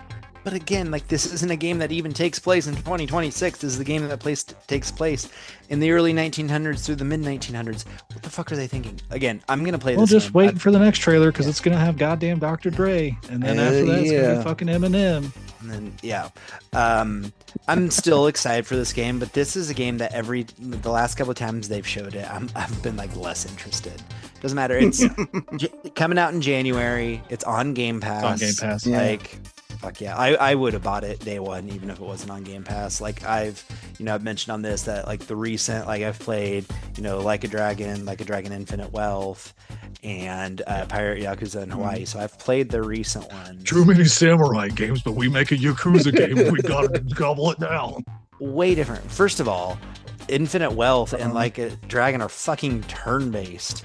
Wildly different. That was just because they're Japanese doesn't mean that, wow, you're really Dude, I go back and play Yakuza 0 and start the whole franchise over. I do kind of want to. I mean, are you still I gonna know you do, purchase it fucker. day one, or is it like Tupac made you like, no, I'm not gonna buy it? No. Goodbye. No, I'm still gonna, like, I'll still Your play Game it. Pass route. Quickly, Very, very quickly, because there's nothing to even say about it. Platinum Games, creators of Nier Automata and fucking Bayonetta, are going to make The Last Ronin, the Teenage Mutant Ninja Turtles, The Last Ronin. Yeah. Fucking cool, because this game, we were told, like, last year got quietly canceled, and then instead it sounds like a different developer picked it up, so that's great. Yeah. My wife was sitting here and was watching it, and an extremely hard game, like, literally, even though she saw the title of the game, she goes, I want to play that game with you. I was like, it's literally called an extremely hard game and you don't play a game. She goes, it looks fun, I want to play it. So who knows? Yeah. Maybe It's just a pun. I need to add that to the list. There's a July game right there, July 24th. What up, There you go. Crossfire looks cool as fuck. Yeah. But I like it's just I like mean, I think the cover system and it does appeal to me that something can actually be done with that all these fucking years later after goddamn win back on the PlayStation 2. Like something can actually be done with this, so I'm cool with this. I'll see more and judge from there. I don't really care about the military shooter aspect of it. And two people that don't like each other can love actually bloom on the battlefield. People, will you fucking tell me? I don't care. yeah, I don't think any game's ever taken that topic on. This was where Control Resonant was with the story.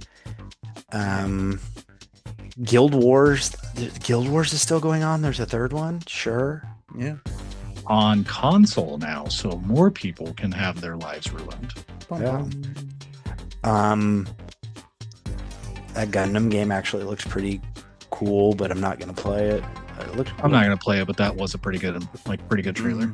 Yeah, honestly, that was like really good because it was like, wasn't he like, this is like one of the like a huge, like he did the very Jeff Keighley, like this is a huge franchise, blah blah blah blah blah.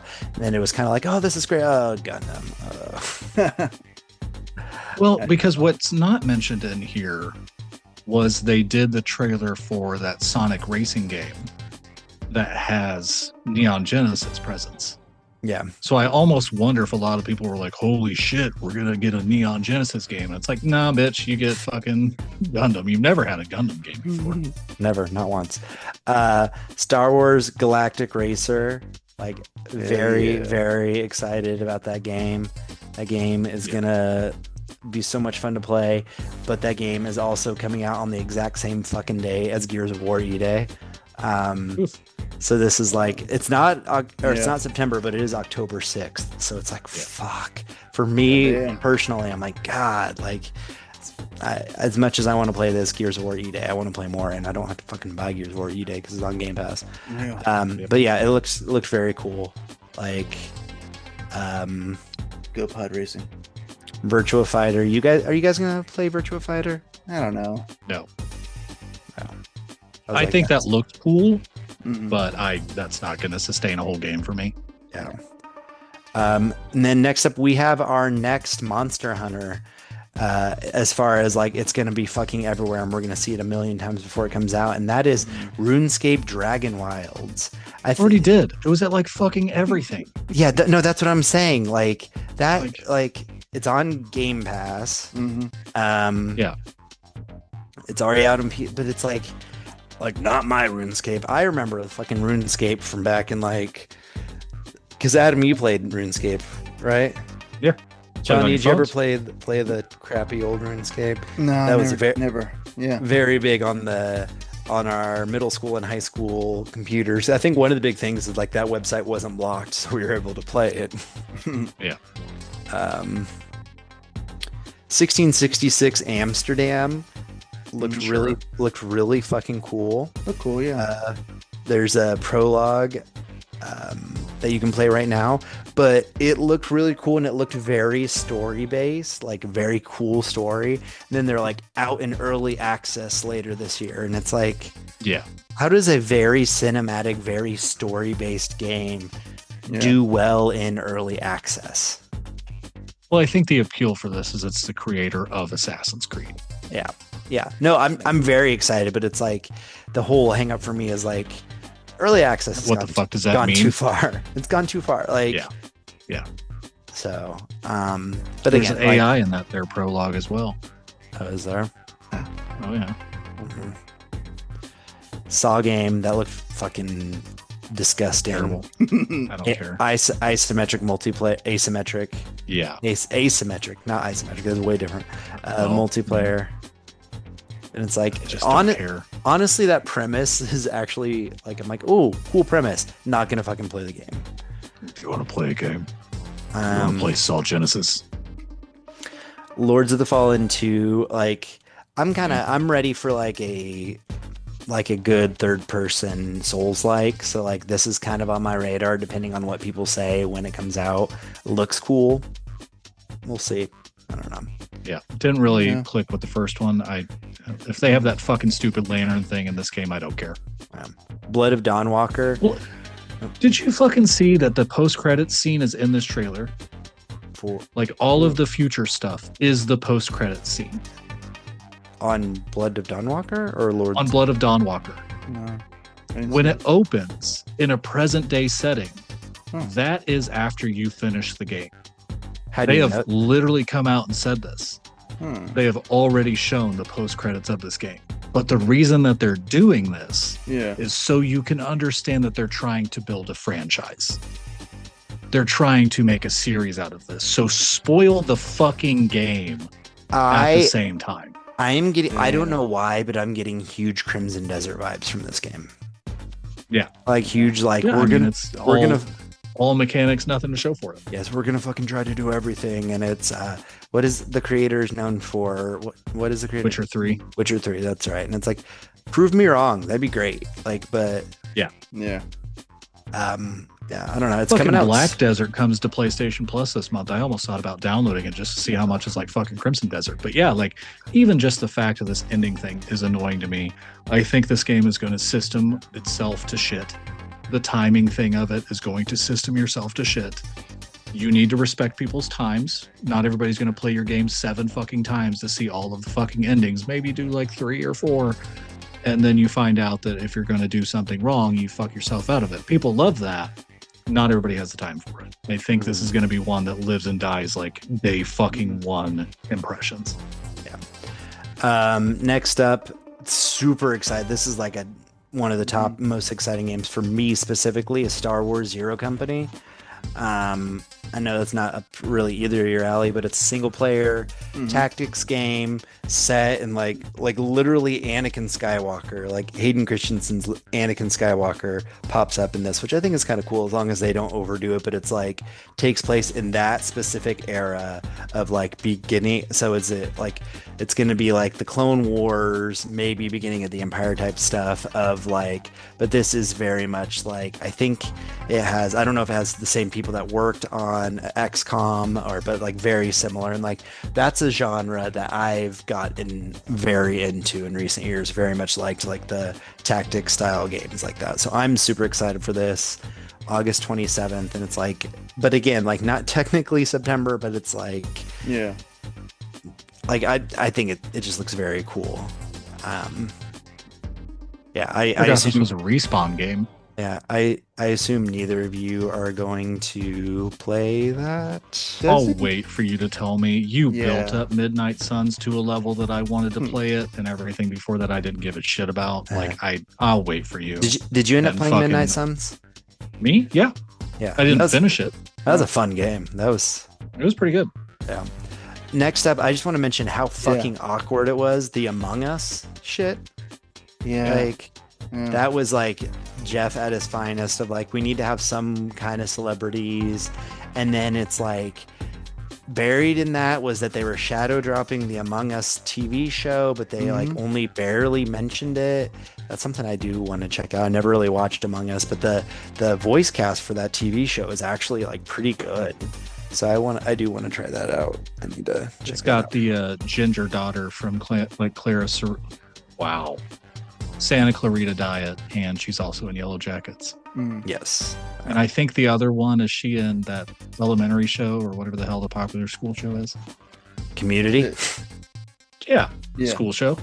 No, she was from Community, the black girl. That's like where her claim to fame. She's not in Abbott Elementary now. Monster Hunter Wilds expansion. Super excited. No, Oh boy. skip that. A third Attack on Titan game, this time going Yeah. through the entire anime apparently, Which I think would be cool. Which I watched the entire anime. Was it last summer? Like that was one of my like summer things is I watched through that entire anime. So it's like now that I've watched and understand, it's like I want to play this game. That sounds Yeah. interesting. The gameplay of this second game was actually really good. I mean, have you guys watched the show at all? No. The anime? No. Like just the way that they animate, the way that they like move to like attack the Titans and like fighting, it's like very like they almost move like Spider-Man style because they have to use their like, you know, their grapples and like I can't even remember what their like gear and stuff like that is to like move around. And it's like it would lend itself, if it was done right, it could be such like a fun feeling game. So I'm excited. And again, I haven't played the other ones, but those look good. Like I said, I mean, the second one has all of that. If you can find it at your library or on Steam very cheap, give it a shot, because I'm sure that's what this would feel like. Yeah. Backing up real quick, that Hot Wheels game would have looked like I would have been like maybe a little bit interested. I played the last Hot Wheels game a little bit and it was fun. If we didn't have Forza Horizon 6 right now, it's like, so I was like, oh, sorry. If it also didn't come out on fucking September goddamn 24th. Yeah, that's true. Wolf Among Us 2 brought back up. I know Adam and I fucking love that. Johnny, did you play Wolf Among Us? Yes. Yeah, I'm fully, and I'm excited about the remastered too. Or maybe I'll just like go back and find like my fucking Xbox 360 version and replay it. But it's like I would love to replay the Wolf Among Us because that's one of my favorite Telltale games.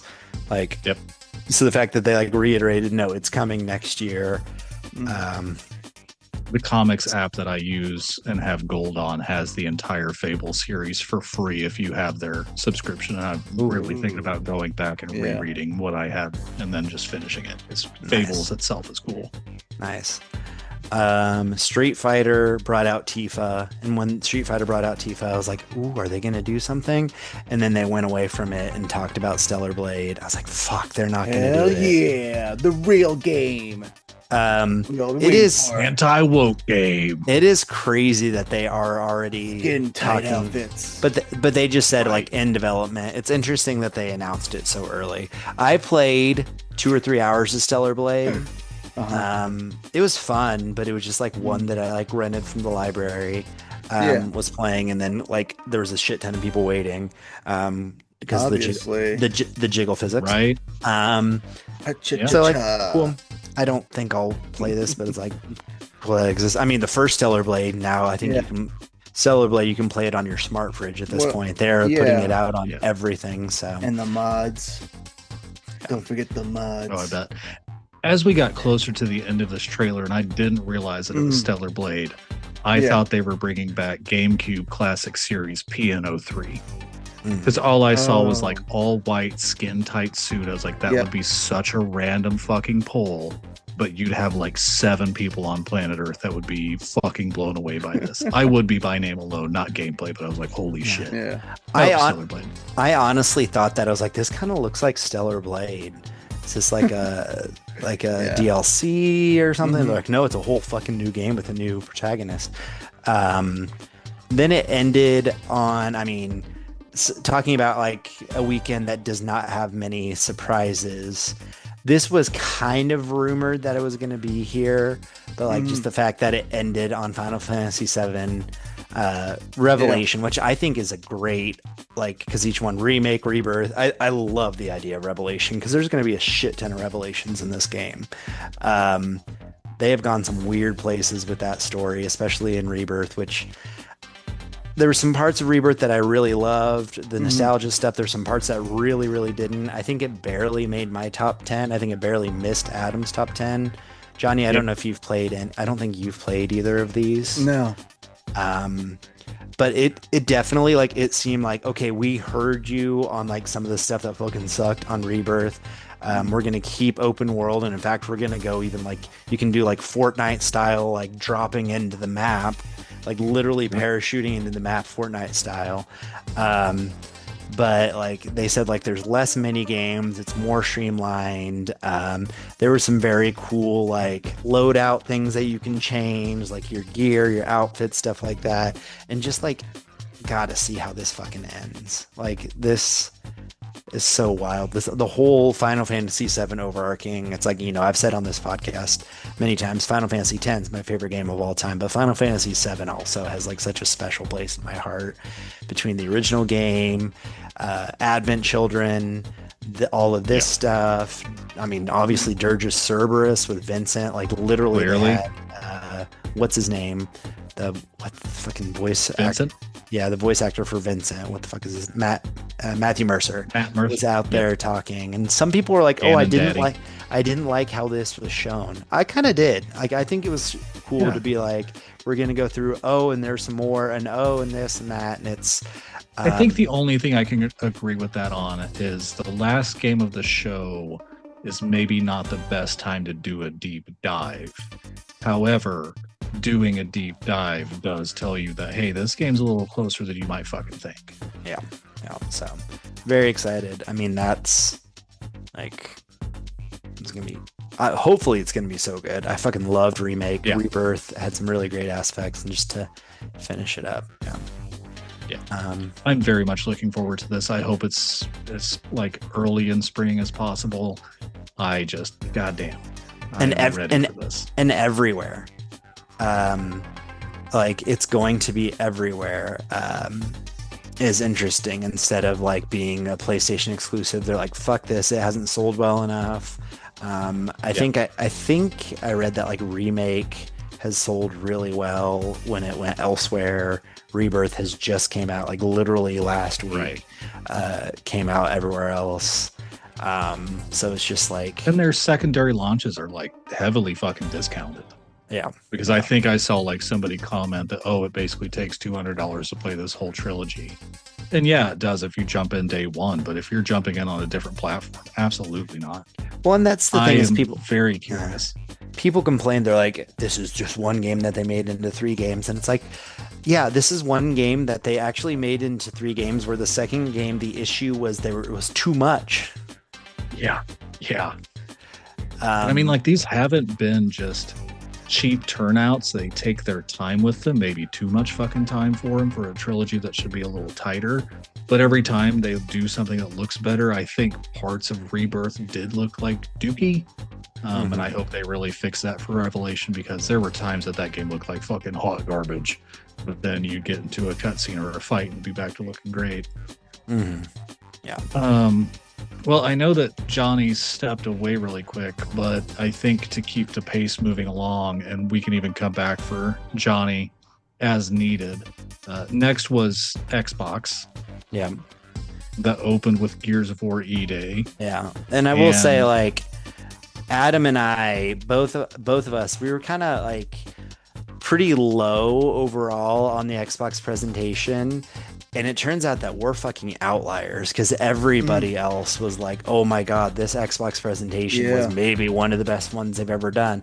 Yeah. And it's like, I don't know. I think for me, it was like, you know, like I mentioned, like, oh, like the surprises there wasn't really that many, if any, surprises in this whole presentation. Like I'm scrolling. Not really.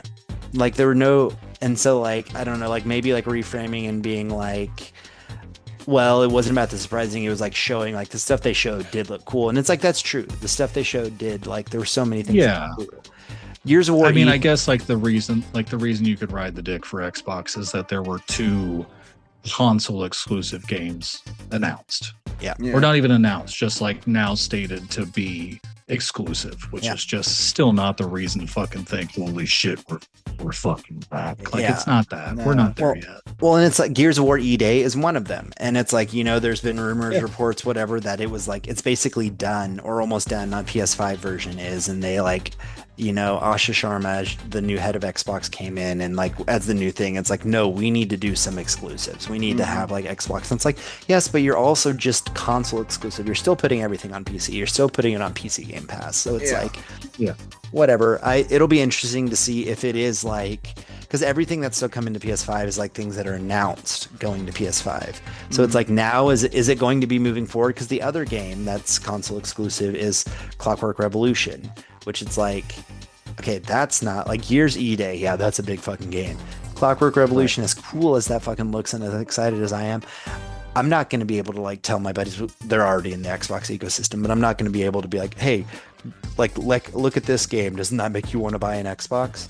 It's just their whole messaging. I really think that unless this Project Helix comes out and they discount it to a point where like, which they won't, but unless they like basically lose money on the Project Helix when it comes out, like Xbox as a thing is going to slowly diminish. Like, especially because you're saying like this is a console exclusive. Cool. Well, people are just going to go to PC if they can afford to get one.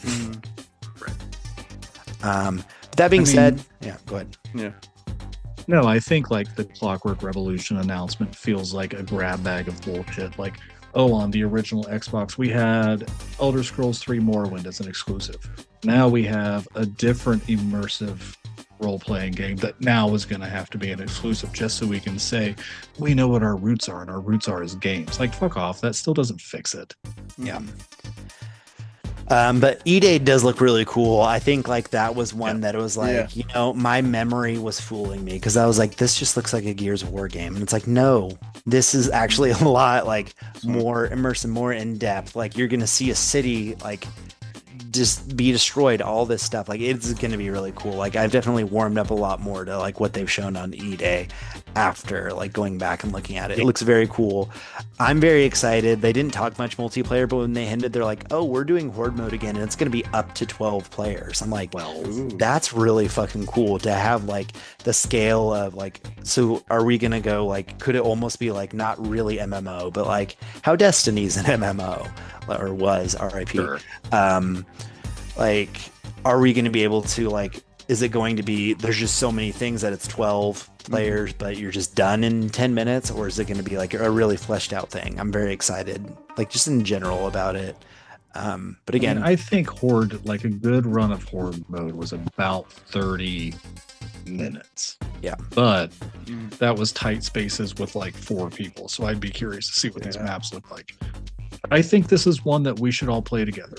I mean, I'd be surprised if the fucking co-op is not 4-player, but obviously we can do it with 3. Like this is one that we should do together, I think. Yeah. Then Adam, you could have Gabe join you on split screen and we'll do 4.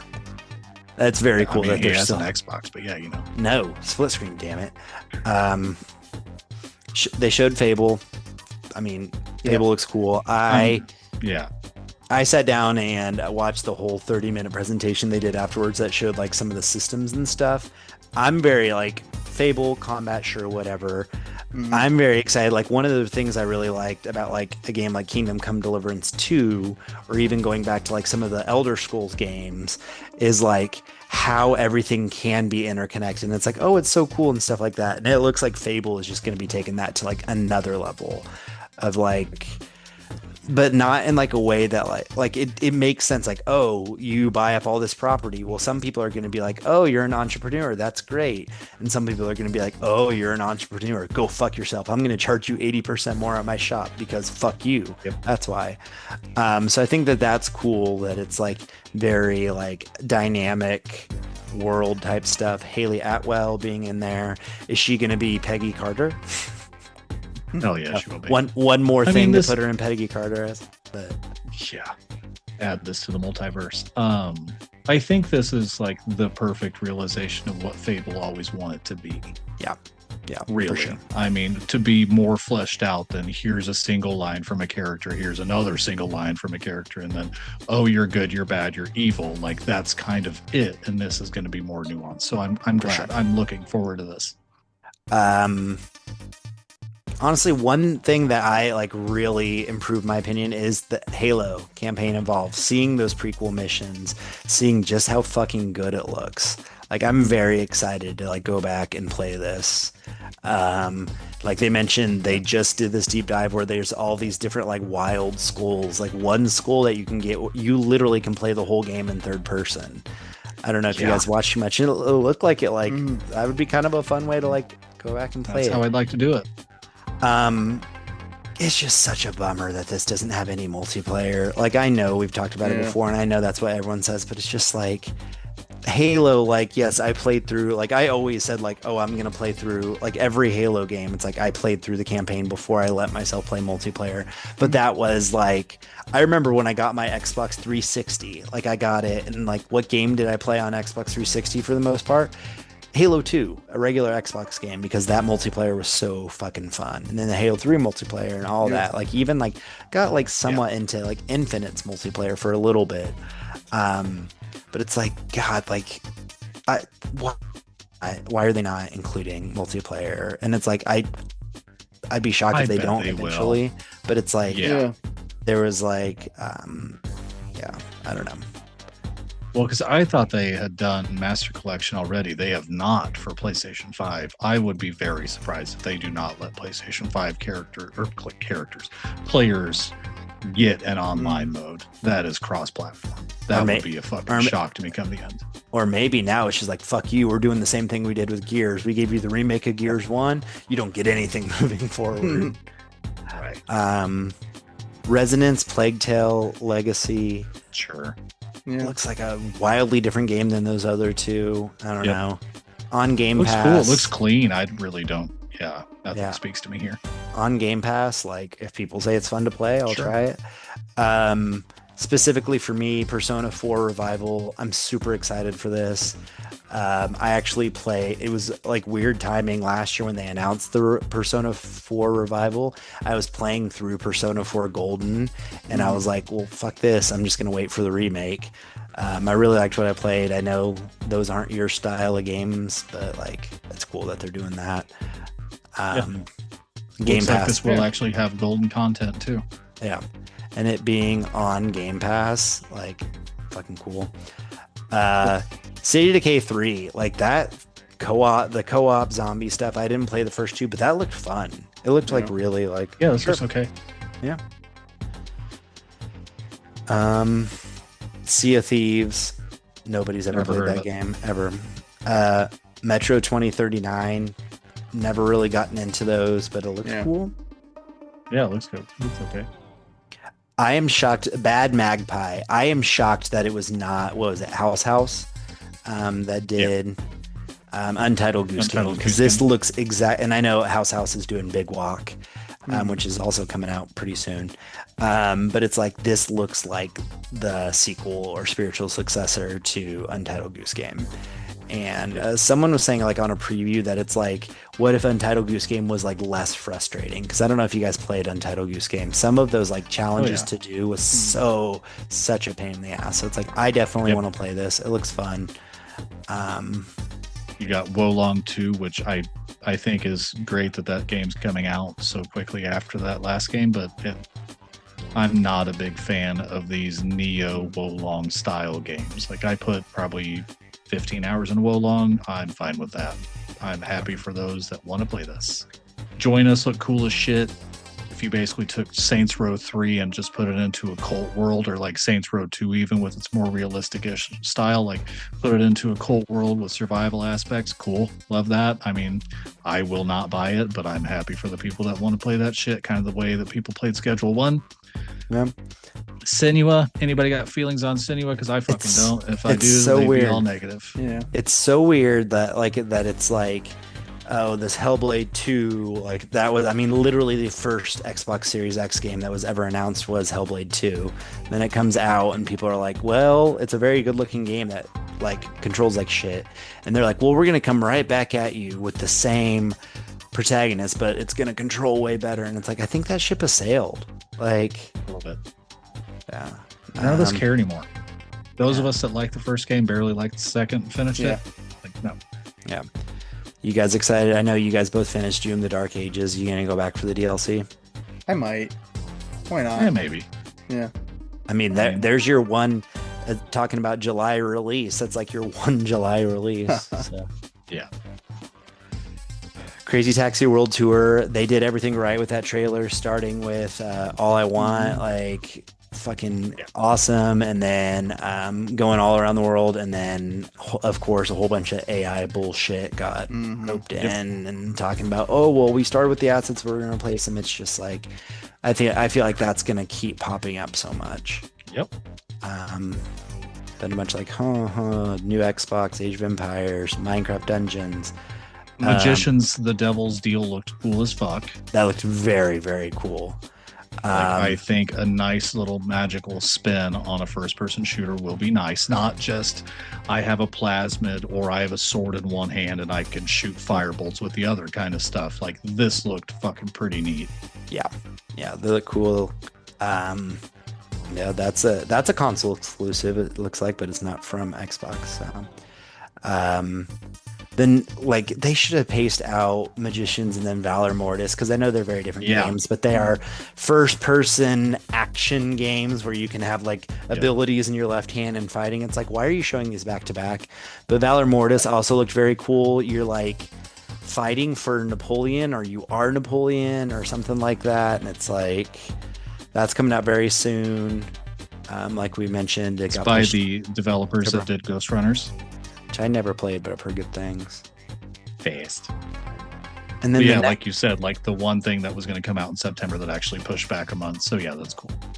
Then the next section is this should have been an email section when it had Elder Scrolls Online, Fallout 76, Flight Simulator, and then even Where Winds Meet, which I didn't realize that Where Winds Meet was actually kind of a big deal because it wasn't on Xbox, and that was a shadow I drop. didn't realize that. I didn't maybe I just wasn't paying as much attention, but that was like, I was like, oh, there's no shadow drops. Well, it was that. But I still don't want to play it. But it's like all of these things, like they need to like, who is it? Someone was talking about. It's like focus on one of them. Focus on Flight Simulator or Elder Scrolls Online or Fallout 76. That showing each one of these, I think that slogging it down like is what made me like on the presentation, because I wasn't expecting it from this. We'll talk about the next presentation. I don't think it'll take as long. Where I was more expecting kind of a lot of like crap or filler or stuff like that. I wasn't expecting as much from the Xbox. Castlevania, you guys gonna play that? Not my style. I'll wait. If anything, that's a definite wait for a sale. I think it's only like $30 is what I saw. That's fine. I'll wait for a deeper sale. I'm not gonna get fucking Karen'd again. I'm not gonna get like Ninja Gaiden again. Yeah. Where that shit was like, was it Rage Bound? It got on sale. Like, I think like a couple weeks later. It's like, oh, it's $20 now. I'm like, you bitch. Yeah. Yep. Then we had Vivarium, which is Studio Ghibli, Stardew Valley. Yeah, pretty much. Yeah. Sure. Cool. That'll be interesting to see. Persona 6 exists, and that's about all we got was Persona 6 exists, and whenever the fuck it comes out, it'll be on Game Pass, which is very cool that it'll be on Game Pass. The Xbox is really trying to push that with the Atlas games, but it's like, fuck, when is that game even going to come out? I didn't realize like Persona, it's been over a decade since base Persona 5 has came out, so it's going to be over a decade between games in this. And it's like disgusting. As much as I love these games, and Metaphori Fantasio is like a spiritual successor, whatever, and I love that game, but it's like these games aren't the most like systems heavy. I mean, there's a lot of systems, but they're turn-based, like systems heavy. They're not the most like, oh my god, like I don't know why it's taking them so long. No, it must just be the anime parts of it. I don't fucking know. Like, just trying to make, maybe they're going to be more anime. It's just 30-minute anime somewhere in there. Well, they will eventually turn it into an anime because they've turned all the other ones into them. Spyro, I'm very excited for Spyro to come back. You know, I didn't have an N64 till later. I had a PS1, so I played it when people were playing Mario 64. I was playing a lot of Spyro. So Spyro has always been like my jam. I played a decent amount when they did that like trilogy or like the I played a decent amount with my daughter. Like that was fun. I'm excited for a new one. Yeah. Clockwork Revolution. I'll play it. I'll check it out. I mean, Clockwork Revolution, I'm totally fucking here for. 2027 date. But it's Not like anything beyond that. Well, yeah, 2027 like the year, but it's like they did like it looked good. I don't think it showed as well as last year, but last year looked like it was like a fucking this game's coming out next week. This is the launch trailer. Right. But this looked really fun. It's talking about like there's time travel aspects, which I think could be very cool. Didn't one of the BioShocks do like some time travel shit? Infinite, like a little just bit. like a different, like, what if this was an alternate reality and this thing happened? But I remember that being this like, is cool. legit Guy Ritchie time travel. So, but then it being like it will come out in due time or whatever the phrase they used last time, and then they literally rolled it back up, and I'm like, oh shit, what are they gonna do? Then they rolled it down into 2027. I was like, that's not what you do for that. Like rolling it back up is like when they did that, like in my mind, I was like, oh shit, we're getting this like next month. So or September, you know, it's September 24th. it looks so great. Like I want to play it, but again, like we talked about it being like the exclusive stuff like that. It's just like everything about like how they've shown this game and stuff like that has just been weird. Like, Yeah. I think it just shows that a game's far too done. It's kind of like the Fable problem, where you're showing this game that just needs to be fucking released, and you're not releasing it. yeah. Like, you have these big titles that people actually are so fucking invested in, just drop them. Yeah. And then I swear, like Microsoft, the head of Microsoft has to be like, you bought fucking Call of Duty. You need to end every presentation with Call of Duty. Because once again, they ended with Call of Duty. I got somewhat like excited for it because I was like, oh, I played a little bit of DMZ when it was like a Warzone add-on. I was like, I liked it, but like if they are really like fleshing it out, like and putting it out Warzone style, like I was like, oh, okay, like I kind of like hyping myself up. And then they're like, no, this is an add-on to what is it, Black Ops or Modern Warfare? What the fuck is Modern the next Warfare one? 4. Yeah, Modern Warfare 4, which isn't going to be on Game Pass. It's like, fuck. Right. I thought this was going to be like a new thing, like just ugh. Nope. It sucks. Nope. Well, I'd say for Nintendo, like let's just pick out the big ones. And I know that like everything here is either already been talked about or is a port of a game that's already came out. Okay. Well, let me go through a few that speak to me specifically. It definitely don't speak to you guys. Absolutely. Well, first up, Big Walk having a release date there. That was pretty cool that they got the release date. Yeah. That's going to be on PS Plus. I know it's Nintendo, but PS Plus. Like, I want to play that with you guys when it comes out. Yes. Like, that looks fun as fuck. Like I mentioned before, House did Untitled Goose Game. They did previews of this. They did a really cool thing with previews where it's like they're based in like Portland, I think. And they're like, hey, any gamer that lives in Portland, do you want to come play this game? Like, sign up for a time and come to our studio and come play this game. They did that like a month or two ago, which I think is very cool. It looks fun. For me, Pokopia, adding new stuff, like my daughter still plays the shit out of that. I still watch her, but that was so fucking confusing. Like, I don't know if you guys were really paying much attention, but because it was like this underwater, it seemed like a free update. Well, that's the thing. There is a free update where it's like you can do underwater stuff in the existing islands that you have, and that's going to be free. You get the ability, you can add stuff underwater, and then they're like, and then starting today, you can purchase the paid expansion pass. The expansion pass comes with a new island that is completely a new town that is completely underwater, a new zone that's completely underwater. And I'm like, oh shit, if you pay, you get that today. That's really fucking cool. And then they're like, that's also available in August. So it's like, no, you can buy it today. If you buy the expansion pass today, you get 20 rare Poke medals and a Ditto wallpaper for your house. And it's like, I will play those. Like, I'm very excited. I'll get those, like, because I've been playing the crap out of Pokopia. I think it's like one of my favorite games of the year, but it's like the messaging is so fucking weird. But it's cool that they're like, they've announced they're going to do at least 2 more towns with like different spins, stuff like that. I bet the other town's going to be like snow or some shit. I don't know. But yeah, weird talk, but like, I'm excited for it. I'm excited for both Fire Emblem. I've always wanted to, like, I need to just play 3 houses in the next couple months, maybe. Since I've really gotten into turn-based tactics, like, I want to try this next Fire Emblem. And then they did all these Xenoblade like remasters, and it's like, oh man, if there was a perfect world, like I would like where I had unlimited time, I'd go back and play these. These seem like my style of games. And they're like, well, good news is Xenoblade Genesis in 2027 is like, and they even like, I can't remember the wording, but they're basically saying like, if you want a jumping on point, here you go. I'm like, cool, sign me up. Final Fantasy Resonance. Misleading when they say an all new Final Fantasy in 2D HD. Then it looked really fucking cool, but then it like, I've been on a emotional roller coaster up and down on this. I was like, fuck yeah, let's fucking go. And then they're like, well, it's actually just a reworked mobile game, the Brave Exvius, which I played for like a tiny bit, and I was like, oh, this is gotcha bullshit. But then they're like, no, like we're taking some of the story here, but they're building it ground up, and I'm like, okay, let's go again. So I'm very excited for it. Turn-based Final Fantasy HD 2D style, looks great. Yeah, so those are my like quick hits that I know you guys wouldn't give a shit about. Yeah, I don't care about Final Fantasy. I'm happy for you that this is coming out, and it's actually coming out this year. I mean, that's great for you.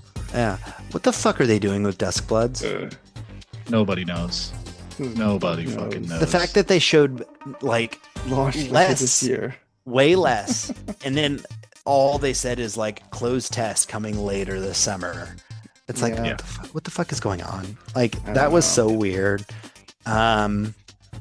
That Splatoon game looks fun. I don't know. Sure. Yeah. I've I mean, it looks tried to. fine. Yeah. It looks like more Splatoon. Yeah. And then they were talking about, all these Kingdom Hearts games, because as of right now, you can only play like the Kingdom Hearts games on Switch as like the more recent ones, like cloud Yeah. versions. And they're like, well, we're doing a Switch 2 version. It doesn't need to be cloud and all this stuff, blah, blah, blah, blah, blah. Yep. And then, Johnny, you probably haven't played any of the Kingdom Hearts games. Just like the first two. Okay. Well, like Yeah. Kingdom Hearts 4 is like, That's fine. You're That's fine. enough. Those are the only two that need to be played. it's like it's the new fucking Silk Song. Kingdom Hearts 4 is the new Hollow Knight Silk Song. Like, does this even exist? Where is it going to show up? Blah blah blah. And it's like, if you would have showed me SGF, Xbox, PlayStation, and Nintendo would be a distant fourth as to it's going to show up at one of these. Which Yeah. one it's going to be? I would have been like PlayStation. Well, then maybe Right. SGF, maybe Xbox. The fact that it showed on Nintendo was just fucking wild. Very excited. I mean, I'm fucking sense. as much as I joke about like, well, I'm going to play everything on Switch. I'm not going to play this on Switch. I'm so excited to play this game in 2020, maybe late 2027 when it comes out. Most likely 2028. But I guess it's cool that it's on Switch. And then before we get to the last one, this whole thing was very much like for RPG nerds like me. Fucking loved it. But I get that there was a lot of filler, or there must be a lot of marketing agreements with all these ports, or there must be a lot of like normie, I just have a Switch, I'm going to tune into this, I know they do it. Yeah. Because there were so many ports, and it's like, oh, it's cool that like Liza P is coming to Switch, or Stellar Blade's coming, like all these games that are like modern games coming to the Switch too. It's like, that's cool, but it was such a big portion of this that it's like, it has to be like marketing. I don't know. But then I don't know. Rise of the Tomb Raider being announced to come out on Switch 2 that fucking day. Are you fucking kidding me? 2013 game. Oh my god. Fuck off. Like, get out. Got the master- got the master like- collection. Hello. Yeah. Master Collection Volume 2. We I can don't now play Pong on the Switch 2. Oh my fucking god. I don't know anything about Ocarina of Time, Legend of Zelda Ocarina of Time. I'm very excited for this remake to be my first experience for Legend of Zelda Ocarina of Time. This is like gonna be like third or fourth time fucking playing this game again. Yeah, I've never played it. I'm very much looking forward to this. I know that a lot of people online are bitching about the art style. I don't care. I really don't give a shit. I don't care that it's not highly animated in the same way that the 3DS version was. That was that way due to technical limits, ladies and gentlemen, not because they couldn't, like they wanted to do more. They did, and they did the best with what they could. And I like, if they would have gone cell shaded, it would have pissed people off. If they would have done the Breath of the Wild, Tears of the Kingdom style to piss people off. I'm here for this. I think this is going to be the best thing that they can do. Twilight Princess was the sequel to Ocarina of Time. It makes sense that it looks like this. Pull your heads out of your asses. Let's just wait a little bit longer until they say a little bit more about it. Which it is very interesting how little they said or showed, but still were like, no, this is a 2026 game. Like they very much like at the end, got a daughter crying outside. they're like, this is 2026, and it's like, are they afraid of GTA? I think they're No. the only one that could. But because like they were saying, like I've heard a whole bunch of people saying, like literally, like the game originally came out on November 20th or November 21st. Are they gonna do that again? Are they gonna do it a day after GTA? That would be so fucking funny. Because it's like, as excited as I am to play it, like if this comes out a day after GTA, then I'm not playing it for a couple weeks minimum. I'm gonna be playing a shit ton. Like it's not gonna. But I don't know. They were the only ones. Like Metaphor Refantasio is coming to Switch 2, which that's a great Switch 2 game. It's literally coming out a week before GTA. This was the only presentation that had November dates, if I remember right. And it had a couple of November dates. Nothing like too crazy. I think like maybe that Hello Kitty game had a November date. GTA 6 comes out on November 19th, which is a Thursday. Okay. And if I remember correctly, Metroid Prime 4 came out last December. I would be curious if they slot this in December. Oh yeah, the holidays. So, Because not only the kids need Christmas gifts, so too do the Zaddies. Mm-hmm. And what's a better gift than Ocarina of Time? yeah. So I don't know. I mean, SGF, the entire week this week was a roller coaster of cool, bad, mid, okay. And the worst thing that came out of this whole fucking week was the release dates. Yeah. And like, I don't want to prolong this episode, but like, that part is literally the worst part of this entire week because we learned that nobody wants to come out in November. So then we've just got a super fucking stacked September, which I hope as the days and weeks go on, people are like, we can do August. We can do October. Yeah. We can fucking do December. Who needs to be awarded the game awards just because you're not out before December 11th? Like, fucking come on. Yeah. So I know we don't want to prolong, but just to like show like real quick, I'm going to do it real quick from like late August through October. I'm just going to rapid fire. These are the games. I'm not going to buy all these, but the ones I'm interested in. Yeah. We have MGS Collection Volume 2 in August, Star Wars Zero Company, Blood of Dawnwalker, Phantom Blade Zero, Wolverine, Fire Emblem, Dune, Control Resonant, Valor Mortis, Star Wars Galactic Racer, Gears of War, Final Fantasy Resonance, then Grand Theft Auto 6. Like, Jesus Christ. So much. Like, Yeah, fuck that. God damn, that's a lot. So it's just like, holy shit. And that's the beginning of that was August 27th. And then Final Fantasy Resonance is October 22nd. So that's within 2 months. And most of those are September. That's fucking insane. And it's like, you know, you don't want to move up and have a game, you know, be like crunched or not done. But before that, all I have is in August is Beast of Reincarnation, Big Walk, and then the Cairn DLC. July, Assassin's Creed, Splatoon, Halo. Like there's a lot of, and then December I don't have anything in December. I don't think there is a game announced for December right now. Maybe there's like one. I don't know. That's just fucking stupid. It's so weird. Wouldn't it be so interesting if GTA 6 came out and it's like, it's not gonna flop, but wouldn't it be so interesting if it came out and people are like, oh, this is like an 8 out of 10 game? I think the fucking funniest thing that could happen at this point is if it gets delayed again. Yeah. Yeah. Which I don't think it will. I think they're... Oh yeah, I There's so think this many. time's locked in. It's been said and committed so many different ways, but oh my god, if it gets fucking delayed again, how many other games start delaying just like 2 months?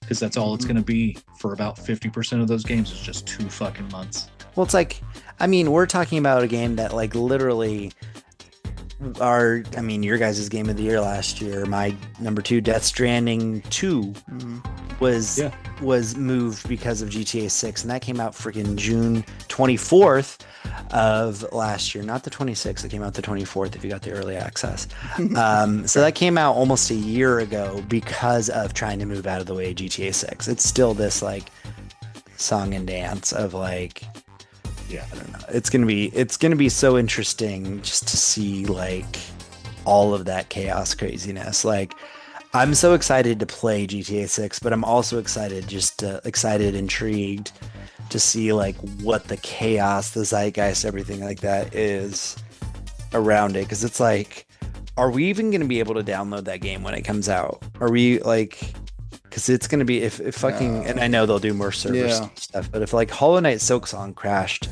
like, was it both Xbox and PlayStation? Yeah, like everything. Yeah. Like, how the fuck This is are going they? to have to be one that if like when you pre-order, you don't get an early access, but you get to be able to install it early. Yeah. Yeah, I was gonna say, yeah. Well, it's like, because like right now I can pre-install Halo already. Yeah. It's like, what the fuck? I think you can pre-install Beast of Reincarnation. Yeah, and maybe even Gears E-Day. Maybe it's a little too early. I don't know, but it's Maybe like now. they're gonna have to do that with the GTA because it's gonna be, it's so crazy. And we're likely looking at a 200 fucking gigabyte game at this point. Like, you've got to do something. Yeah.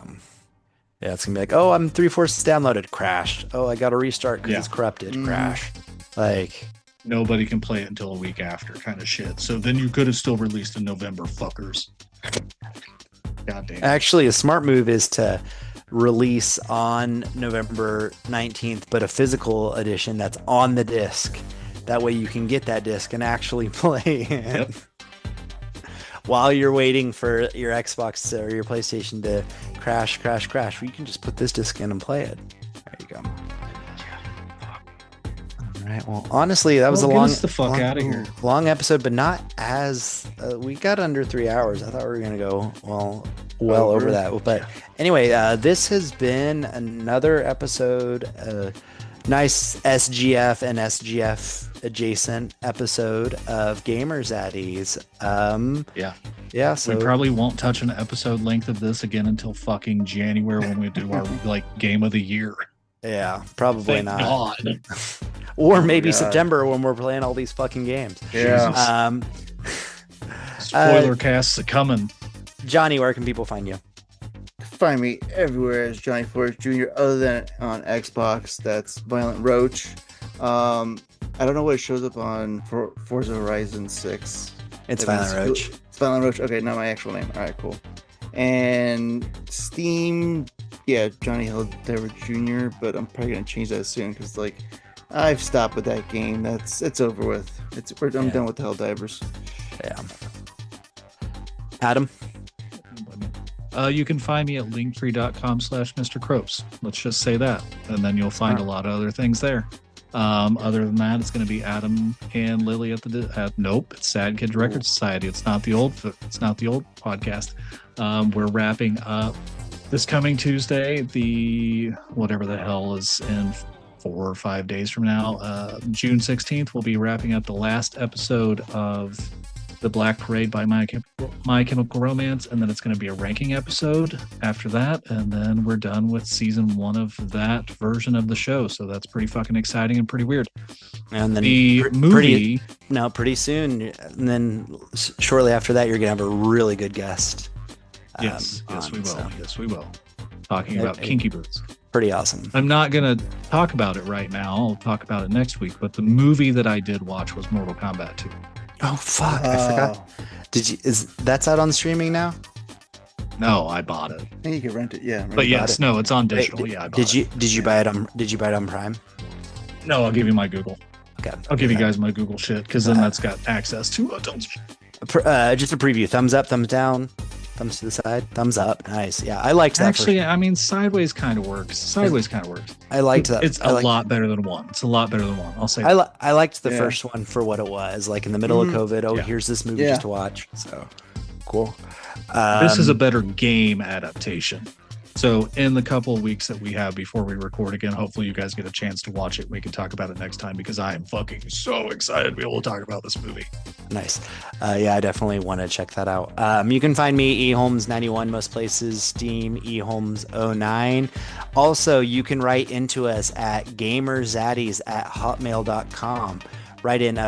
Johnny, when's the last time you checked that? Maybe we do have some write-in stuff. I checked last week and it's all AI shit. It's like, hey, why don't you use AI? I was like, no, fuck off. Use AI for Oh, your yeah. podcast. But yeah, write in. Tell us what you're excited Write for, in. what you've been playing, anything. I don't know. Fuck, write in. Yeah, Yeah. Other than that, yeah, we got out of here in under 3 hours. So Barely. pretty good. Pretty good. Pretty good. Now that we've filled you with our content, why don't you come on over to our Patreon page. Just search Gamer Zaddies. Give a little if you got some. And don't forget, we love to hear from you. Just send us a little email at gamerzaddies@hotmail.com. That's GAMERZADDIES@hotmail.com. Don't be afraid, we won't bite unless you want us to.